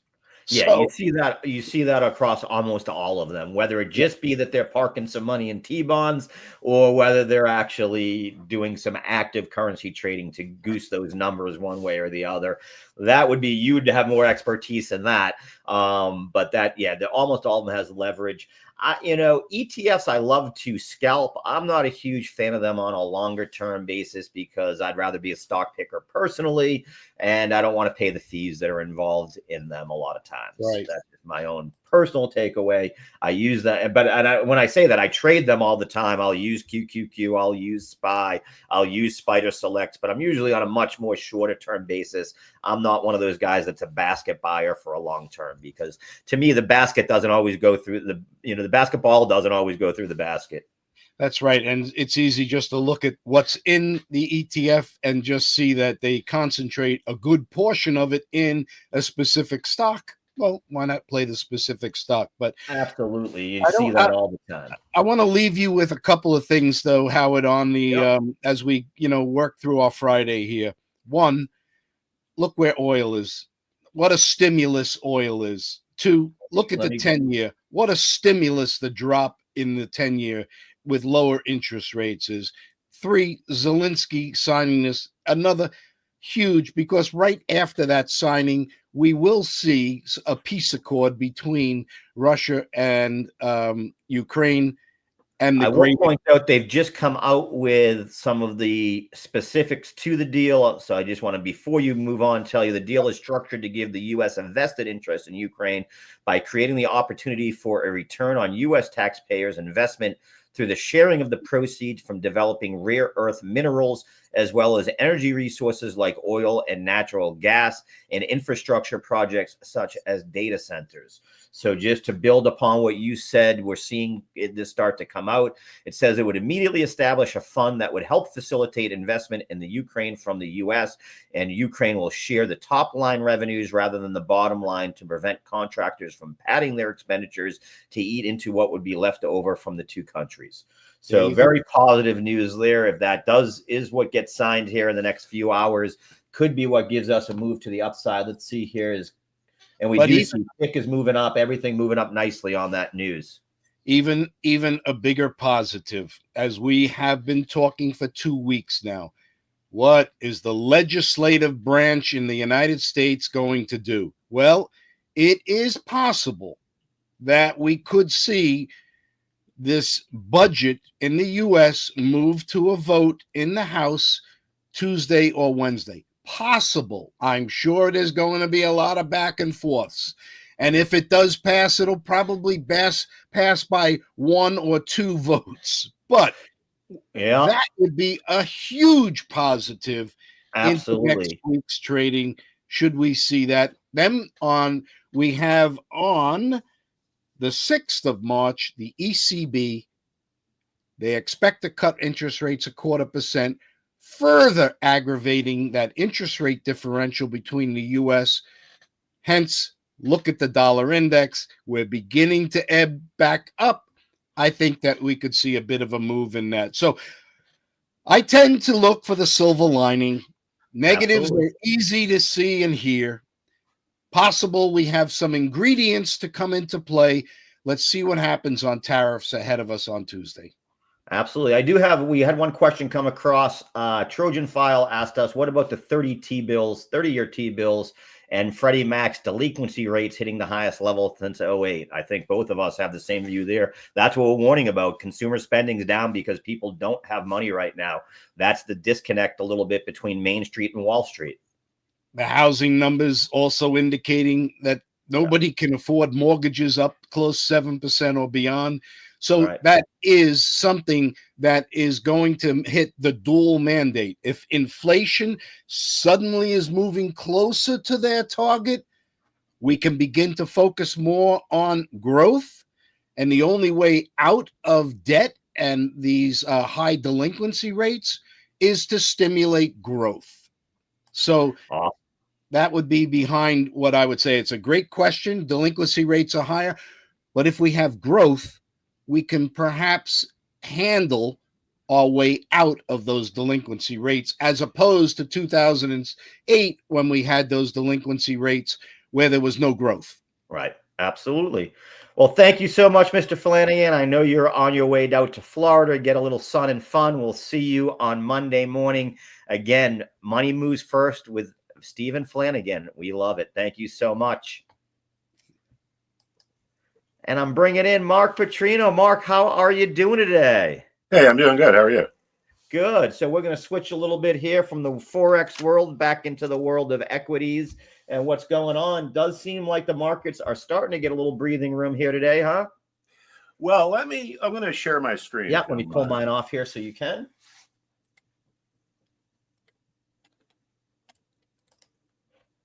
A little frustrated. This place I do some consulting work for.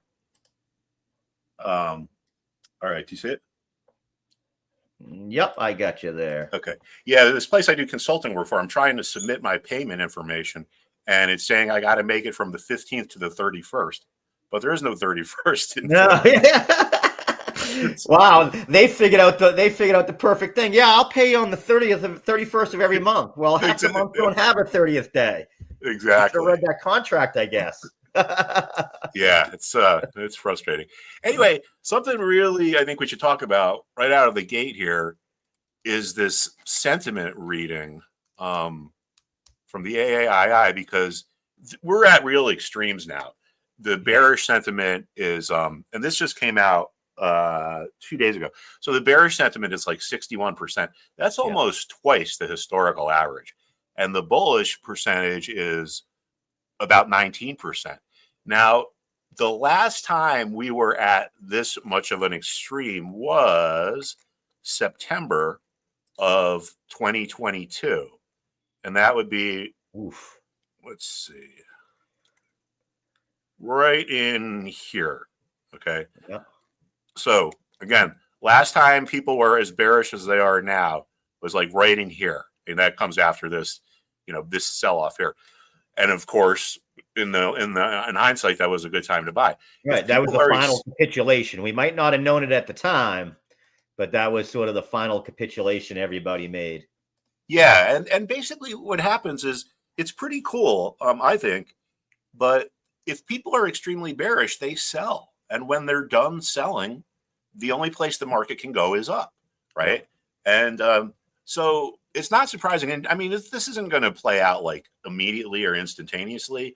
But when sentiment numbers, most of the time, you can't really get much from sentiment. But when it's at an extreme, it's worth paying attention to. And I would say now we're at bearish extremes in that. Yeah, we talk about that a lot. If everybody's fishing on one side, which it is now, right, we pretty much have everyone selling. There aren't a ton of buyers. If they are buying, they're selling it off once it gets a quick profit. Sometimes throwing that fishing rod on the other side of the boat isn't a bad idea, or being ready to maybe. Yeah, it's again, it goes back to the psychology that we're always talking about. Like, think about NVIDIA, right, when they reported.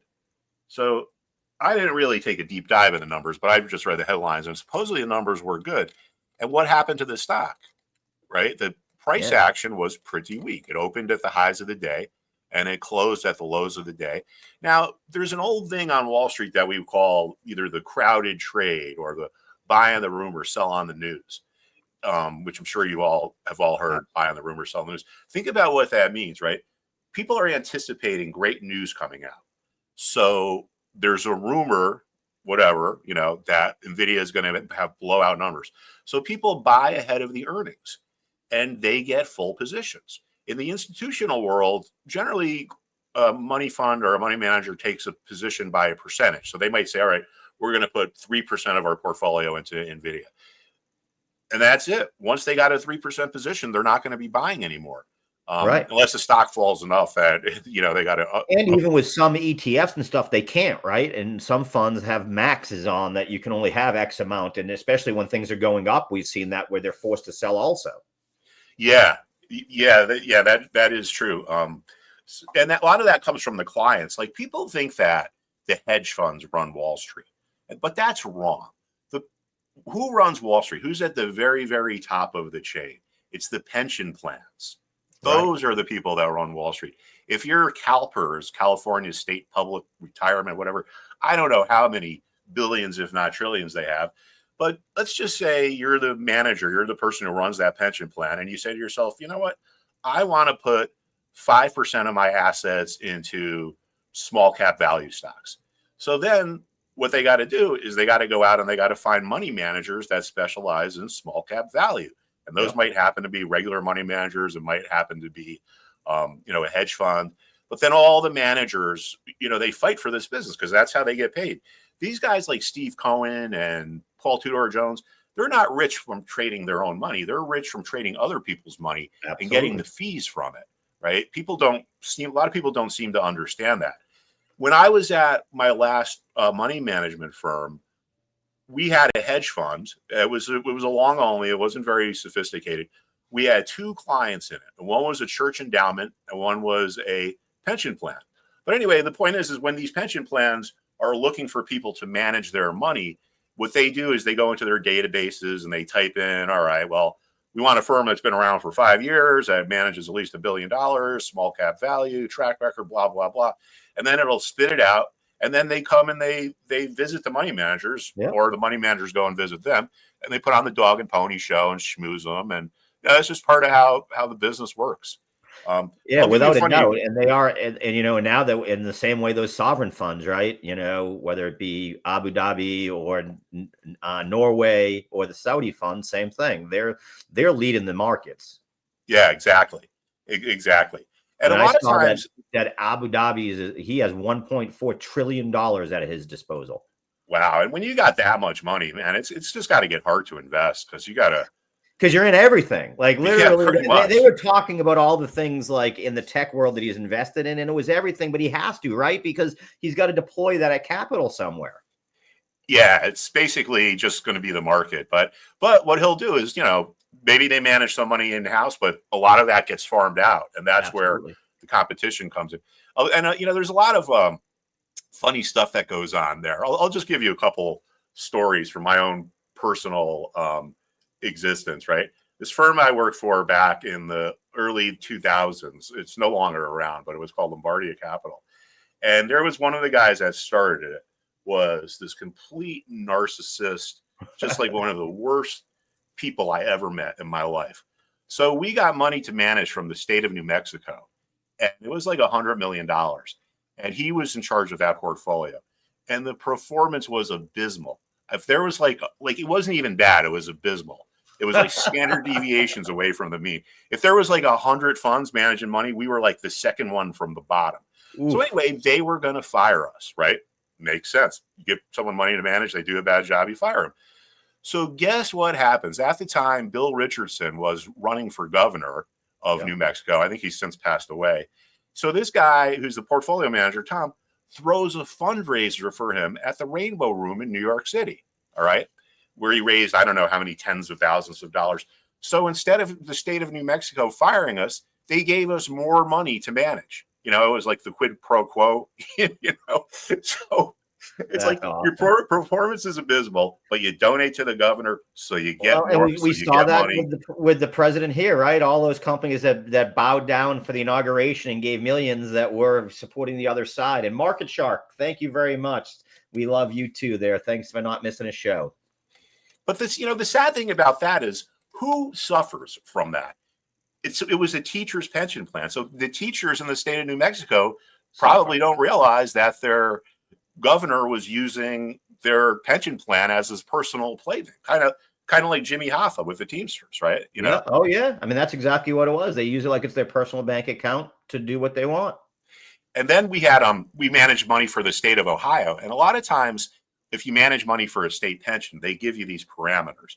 Like, for example, if you manage money for the state of Connecticut, they want you to do 20% of your commissions with a broker that's based in Connecticut, for example.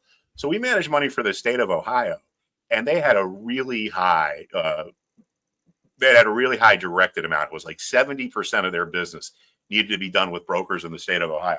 So they send you a list. You know, there's like maybe 30, 40 different brokers, and it's like, these are the qualified brokers. So anyway, I'm sitting there on the trading desk one time, and I get a call, and it's the guy who runs the Ohio pension plan. All right. Now, this guy should not be speaking to me. There should be multiple layers in between. Right. He should be speaking to client service, or he should be speaking to the marketing team. So anyway, the phone rings, and it's like, I was like, Mark Trading. He's like, oh, hey, it's so-and-so. I was like, oh, no, oh boy, I don't know what's going on here. This isn't going to go well.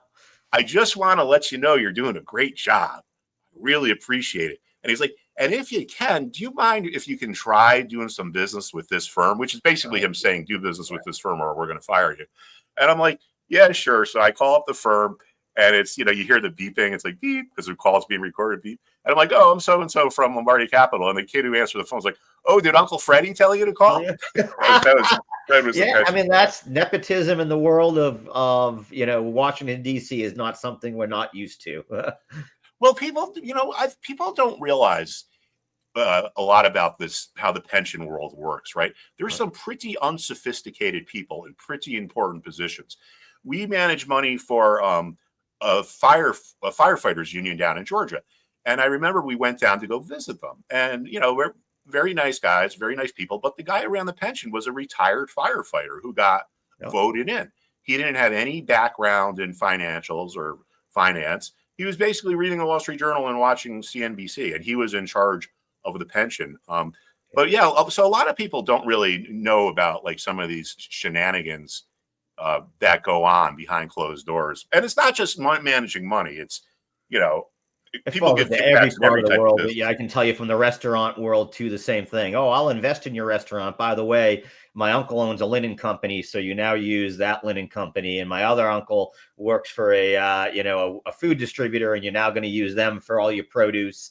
It permeates through all the different industries for sure. Yeah, exactly. And money management is no different. But people don't pay attention to their pensions. They just assume they're there. And I mean, I don't have a pension. I wish I did. Yeah, me too. Yeah, right. Yeah, pensions are a little different than the others. So what are you looking at today, Mark, on the charts? Anything catching your eye? I noticed a lot of the things you and I talked about yesterday dropped down below those levels that we were sort of looking at here. We've seen a nice little bounce back as we were coming in here. They sort of talked about the deal for the U.S. and Ukraine. We'll just hope that does play out the way it looks like it does, because it looks like it's a pretty good deal for us here in the U.S.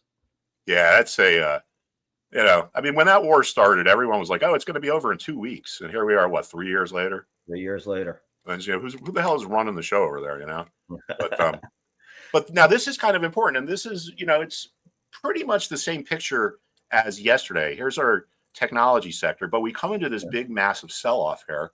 And where do we find support? Lo and behold, the price level that was support back here. A lot of the people that sold back here regretted doing so when the price took off soon after. And a lot of them say, if it gets back to my price, I'm going to buy my shares back. So if you get enough remorseful sellers from over here, place and buy others over here, it becomes support. So it's not a coincidence that this is where this sell-off came to an end. You could kind of see it on a smaller scale right here too. This sell-off came to an end at that support level. So given the sentiment, given the fact that we're really oversold, I think we're going to have a tradable move higher, if not, going into the afternoon, maybe on Monday or Tuesday, because we're just primed. We're oversold, we're at support, and the sentiment is really bearish. It's not, it's not rocket science here. Right. I mean, some people make it rocket science, but they don't necessarily do it. You don't have to. And what I want to do now is I just want to take a quick look at the other sectors besides tech. So here's our financial sector. There's 11 sectors, and different sectors are in the driver's seat at different times. Now it's clearly tech because of what we just saw. Sitting at an important support level, really oversold. The market sentiment is terrible. Financials are, range bound, neutral. So we're not really going to get any signals from there. The healthcare sector is the next biggest sector. It's kind of the same thing, right? Ran its resistance and former resistance, but it's range bound, kind of neutral. The industrial sector, range bound, kind of neutral. Consumer discretionary sector.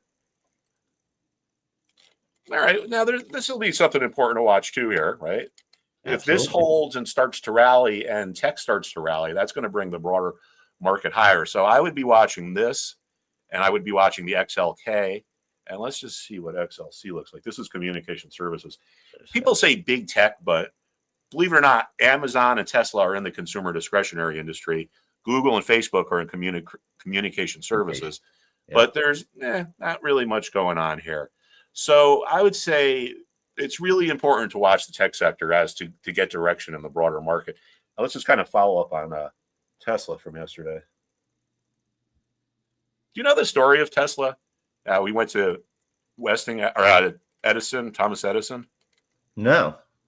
Well, Tesla was like this like super genius dude, right? They say that he invented radio. Nikolai Tesla, yes. I've watched a few different, but go ahead. Yeah, tell our viewers for sure. I love reading about him. Yeah.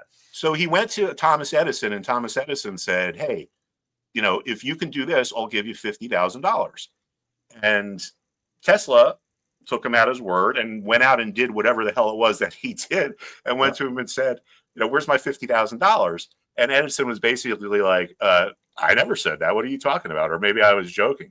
So Tesla went out to Pittsburgh, and he linked up with Westinghouse and George Westinghouse. And I always get him confused between AC and DC, but I think it was Edison was AC and Westinghouse was DC, and Westinghouse is ended up being like much better. It was a much safer electricity. Is that Edison's caused a lot of fires in New York City because of it was AC, which is always on, instead of DC, which isn't, I guess, or whatever it was, whichever way it is. No, you're right. AC is the one alternate, so it goes on and off. The one DC, the direct current, was no good. You are correct. I just wonder if Thomas Edison was obviously a real shark, right? And people at the top of companies, do stuff like that all the time. Like, what are you talking about? If you actually watch a great show, I think it's How America Was Built, and the Titans Who Built America. And what you also find out that's funny that plays there is J.P. Morgan had a lot to do with that. He was the one that sort of told Edison, "Hey, get rid of that guy. We don't need him. We can do this on our own." And sort of was the guy that had him renege on the money and all that kind of stuff. Yeah, that's right. That's all coming back to me now. Yeah, so J.P. Morgan was heavily involved in that. It was rather interesting. I love that show. Was one of the things that got me into the stock market like 10 years ago, was watching the Titans that built in America. Oh, you've only been in the market for 10 years? And yeah, I was in the restaurant business before then. I've been in the market, now, 11 years. When before 9/11, the biggest terrorist attack in America was I think it was 1919. It was on Wall Street. And they never figured out who did it. They think it was the anarchists, the same people that killed President McKinley. But they were apparently trying to kill J.P. Morgan. At that point, it was J.P. Morgan's son who was running the show. So anyway, they set off a bomb. And to this day, if you go downtown in the city there, across the street from the stock exchange, is where the J.P. Morgan building is. Yep. And there's still like the damage or like the pockmarks. They've never fixed it. Yeah, they never fixed it because they didn't want people to forget. But of course, people forget. But yeah, it's really, it's like the history of our country is really intertwined with Wall Street because it's so much of it has to do with money. When do wars start? When there's recessions. If things are good, people are like, yeah, whatever, man. I mean, the revolution was driven in a lot of ways by a big recession because a lot of the merchants made money selling stuff to the French Indian War. And when that ended, it took a little bit longer than it would now. a lot of these people lost a lot of money. So there was a lot of, whatever, animosity or anxiety or whatever out there. But yeah, it's really, it's completely intertwined. And nothing kind of ever really changes. Like back in the old days, if you know history, like towards the end of the 1800s, there was a debate about, silver versus gold. Were you a silver person, or were you soft money, or were you hard money? And a lot of the farmers, they wanted us to put silver into supply because it would cause inflation, and that would make the price of their goods go up. What does that sound like? Well, it's quantitative easing just done 130 years ago. It's like the government messing around with the money supply. So nothing's ever really changed. It's really kind of interesting, if you ask me. It just But going back to Tesla here. Yeah. So like I said, we kind of keyed in on this 265-ish level. And, again, not a coincidence. We get a sell-off, and where do we find support? The price that had been resistance back here. Remember, seller's remorse. People sell, and when the price goes down, they're like, oh, this is easy. But when the price reverses and goes higher, then a lot of them are like, what the hell did I do? I'm going to buy my shares back if I can get them at the same price I sold them for. Right. So this is why you tend to find support at levels that were resistance. So if something is in a big downtrend, you know what? Well, that's a good transition into Bitcoin over here. Absolutely. Now, if I was looking at Bitcoin and I was thinking about, where should I buy Bitcoin? It's in a massive downtrend, but I don't want to catch a falling knife, and I don't want to guess. Well, I would say you put it on your radar screen, and if it gets down to the level that had been resistance, there's a good chance it becomes support again, just like we saw. So we can look at different securities, right? Like we'll look at oil here. And what's more different than Bitcoin and oil? But yet, if you look at the chart, you can see the same patterns. Support at the former support level. There's situations where we got support at a former resistance level. So it's really fascinating stuff. And I think a lot of people kind of take it for granted. This is psychology, man. This is what we're looking at here. Don't think about oil. Think about the people that are trading the oil. Absolutely, because you see the same psychology as we talked about yesterday works across all the different entities, whether it be stocks, crypto, commodities. It doesn't matter. They all react the same way because psychology is what's driving the markets. Yeah, there's a lot of talk around the copper companies these days because I guess of the that's going to be affected by tariffs. Let's take a look at copper. Yeah, and there's a big need for it. One thing I didn't realize is that all those homes in LA that burnt down, they all have copper plumbing because you can't use PVC where they are next to the ocean. Really? That's kind of interesting. Yeah. So there's a big need for rebuilding copper there. But now here we are looking at copper, and what do we see? The same stuff, right? The level that had been support becomes support again. Resistance turns into support. Resistance turns into support. So copper sells off. And if you think about it, it's really kind of amazing because we're talking about a worldwide market that's worth trillions and trillions of dollars. And you get these like price levels that are just so clear and precise. It's almost kind of hard to believe. If you didn't look at the chart, you wouldn't believe it in a lot of ways. But that this is wheat. You can see like wheat found a bottom down here. Yeah. And you know what? There's something I saw this morning too that I wanted to point out when we go to our conversation about market memory, which is something I talk about a lot. That means that if something is important, if a price level is important, it can remain important for a long time. So this is Teleflex Incorporated, right? Now this is going back here to June of 2015. And it becomes support in November of 16. We get this massive sell-off.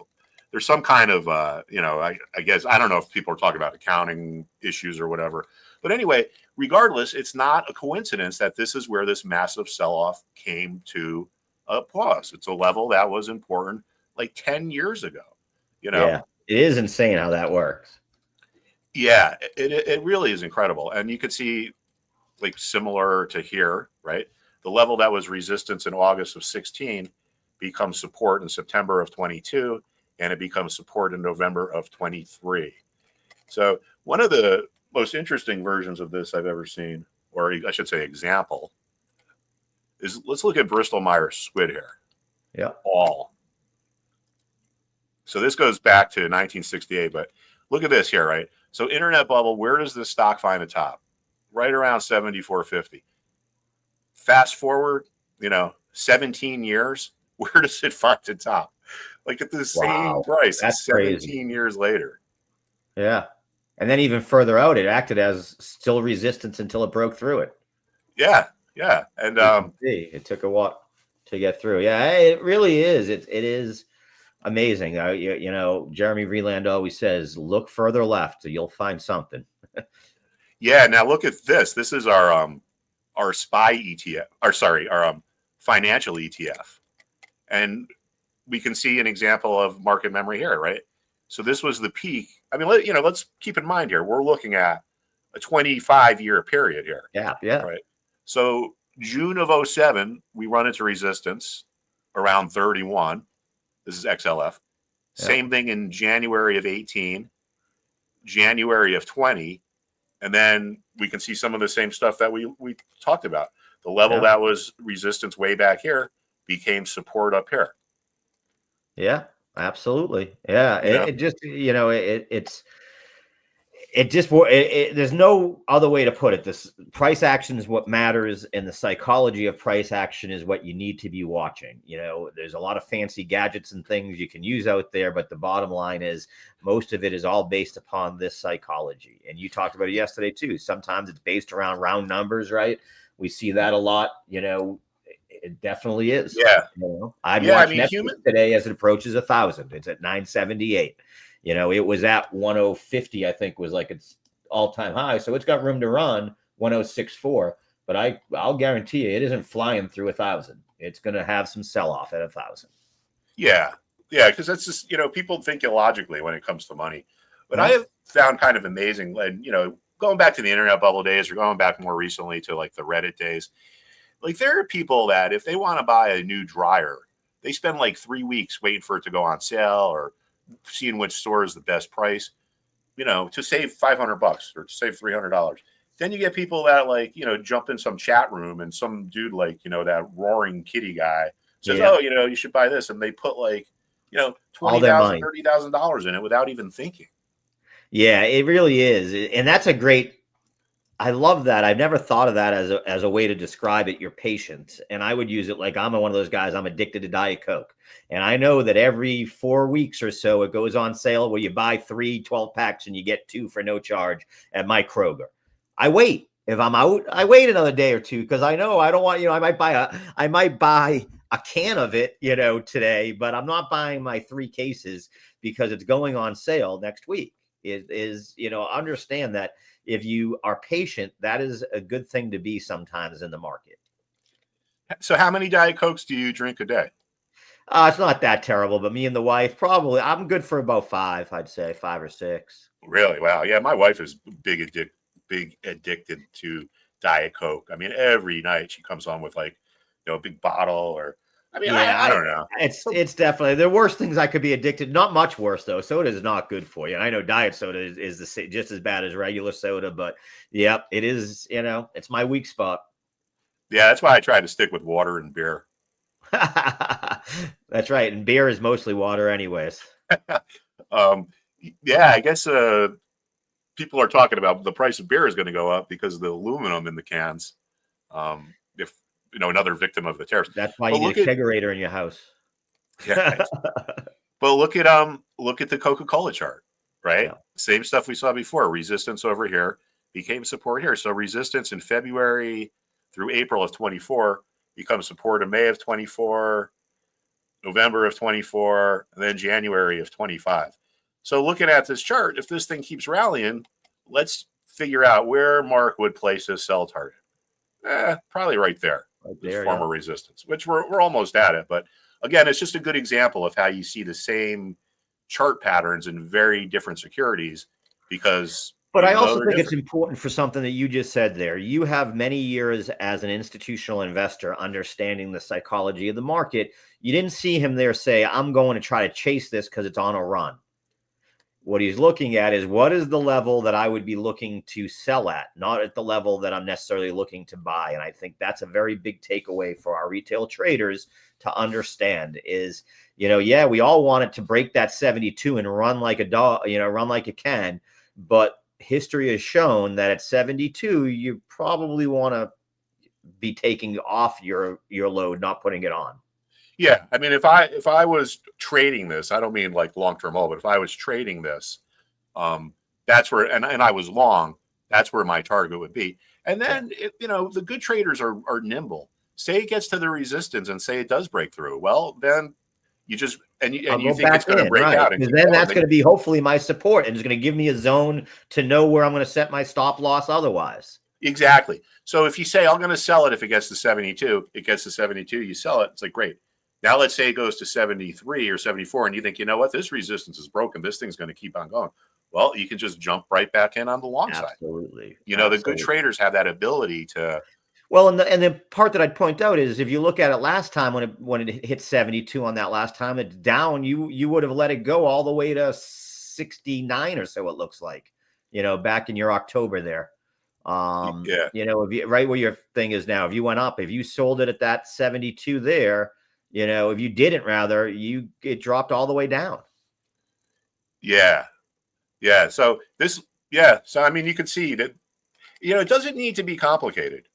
People try to overthink this stuff. And, it's amazing. Like when I look around and, just how many quantitative traders there are and how much these quants are getting paid. And, it's kind of ridiculous, but there's no proof that any one strategy is better than any other strategy. Let me give you a little insight into being a money manager, which I never was. I was a trader, but being a money manager is the easiest job on Wall Street and it's also one of the most lucrative because you get compared to a benchmark, right?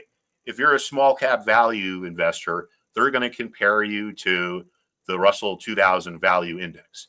Yeah. So if your returns were better than that, you did a good job. If the returns were worse, you did a bad job. So here's what a lot of people that have figured it out do. They don't go to hit home runs. They just try to hit signals. They basically make their portfolio a quasi index fund. So the portfolio manager is going to make his portfolio look a lot like the benchmark or the Russell 2000 value. So they're going to be really, really highly correlated, right? Almost like perfect. Now, if you're a money manager and you do a lot of commission business with Wall Street, you're going to be first in line to get IPO allocations. Yeah. If you're some fund that paid, whatever from Morgan Stanley, $20 million in commissions. Well, when they got an IPO that looks like it's going to be really good, who are they going to go to? Who are they going to allocate the shares to? They're going to allocate them to their biggest clients.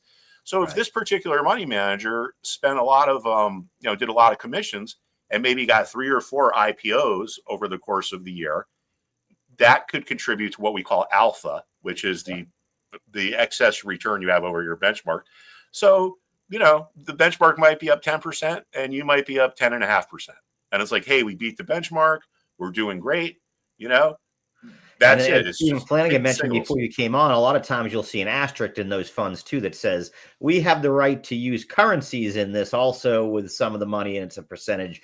And sometimes that's the alpha, is that they have a really good, currency trader that is helping goose those numbers. And they're really, like you said, trying to follow the index and just try to tweak a little bit to get above it.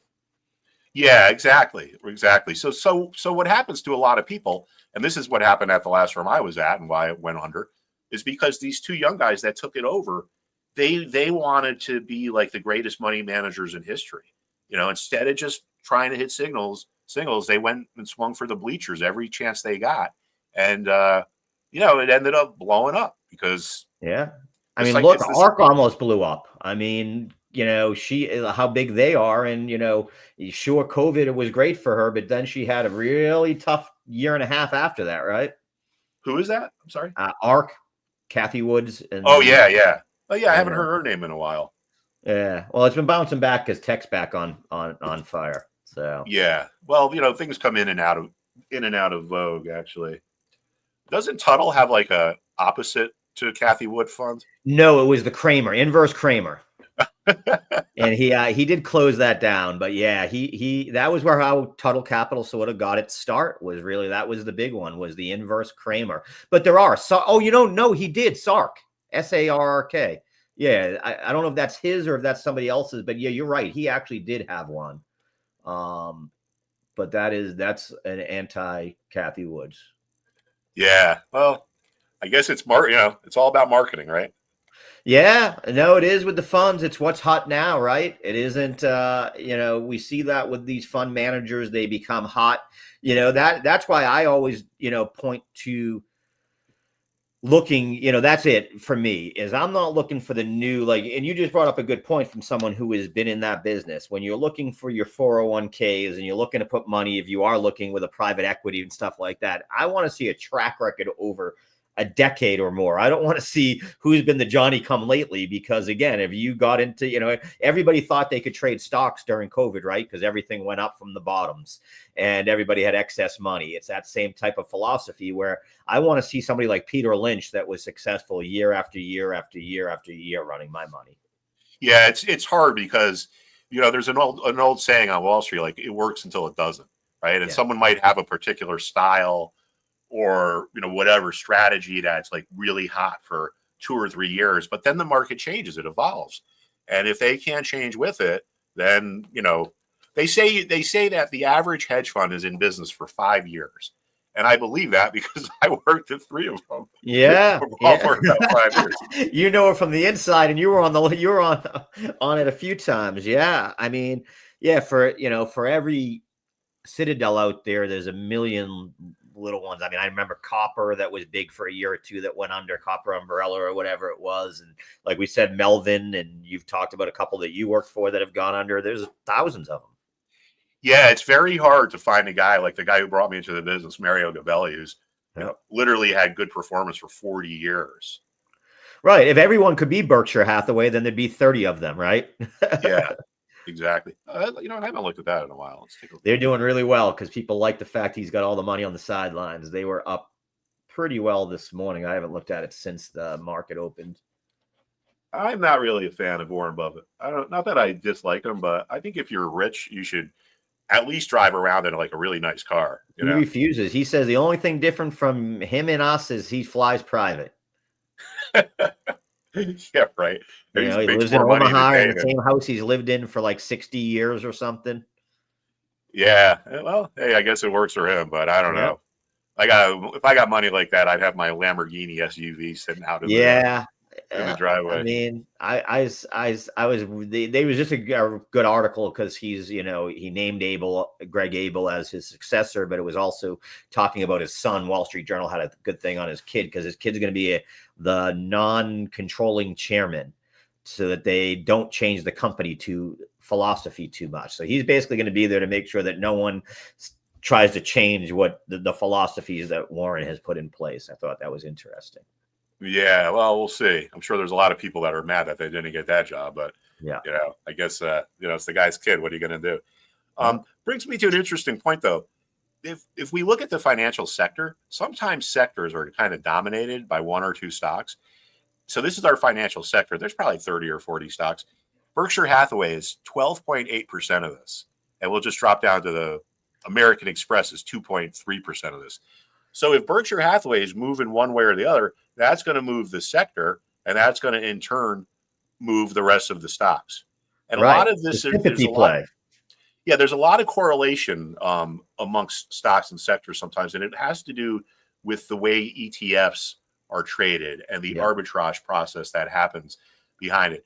An ETF is, you know exactly how many shares of each stock are in the ETF, and you know the price. So you could come up with an exact value of what that is worth. Now, if in the market there's aggressive buying and the price gets above the net asset value, the mechanism is that the market makers from the ETFs, they short the stock in the market, and then they go and they buy, they short the ETF in the market, and then they go and they buy all the stocks here to cover their short. When you're an ETF market maker, you can use stocks to cover your short ETFs, and vice versa. Other people can't do that. So think about that. If if it gets above, they would short it, and then they go out and they buy all of these stocks. So it Right. was Well, we've often talked, you've heard Warren, just to stick with him for a bit, where he hasn't done buybacks in the last 2 years of his own stock because he hasn't thought it's a good value. He takes that even one step further. He only does buybacks when he feels that Berkshire stock is undervalued and it makes sense for the company to buy it back. Yeah. You know, it's pretty funny. I haven't looked at it in a long time, but I'm going to look at Berkshire's investor relations site, because the last time I looked at it, I mean, it was like a 10-year-old made it. Oh yeah, his website's the worst. Yeah, I mean, it's like, it's literally HTML. Yeah, that is one of the largest companies in the world. That is their website. Yeah, I mean, it looks like a website from like the early, or the late 80s or whatever. Yeah. Oh yeah. And he's not spending any money on graphic artists, that's for sure. Wow, look at that. Updated February 24th. So this, yeah. So then he's got all his annual reports here. And even that, look at that. I mean, it's just, they just took it right out of Excel. Yeah, maybe he does it himself. You never know with Warren, you never know. I don't know. I just thought that was kind of funny because you expect to see this like big, beautiful website, and you get this I'm with you. I saw that before too, and it cracked me up. I kind of liked it because it shows he isn't about flash. He's all about value, value, value. He lives it. That's for sure. He doesn't just speak it. He's one of those guys, like they say, right? You can talk the talk, but do you walk the walk? He definitely does. Yeah. When my wife first graduated college, she had an interview with him to be his executive assistant. Oh, and wow. She didn't know who he was. Oh. That makes it hard to become his assistant, I'm sure. Well, she was right out of college. Yeah. A guy like him needs like a seasoned, absolutely. But yeah, it's pretty funny because my wife's father actually worked on the New York Stock Exchange, and he was like, you don't know who Warren Buffett is, and you went and you interviewed with him. That's funny. Well, Mark, I'm going to let you get out of here. I have to get on the road here. Thank you so much for joining us, like always, and we'll have you back on next week for sure. Thanks again, Mark. Okay, thank you, everyone. Have a good weekend.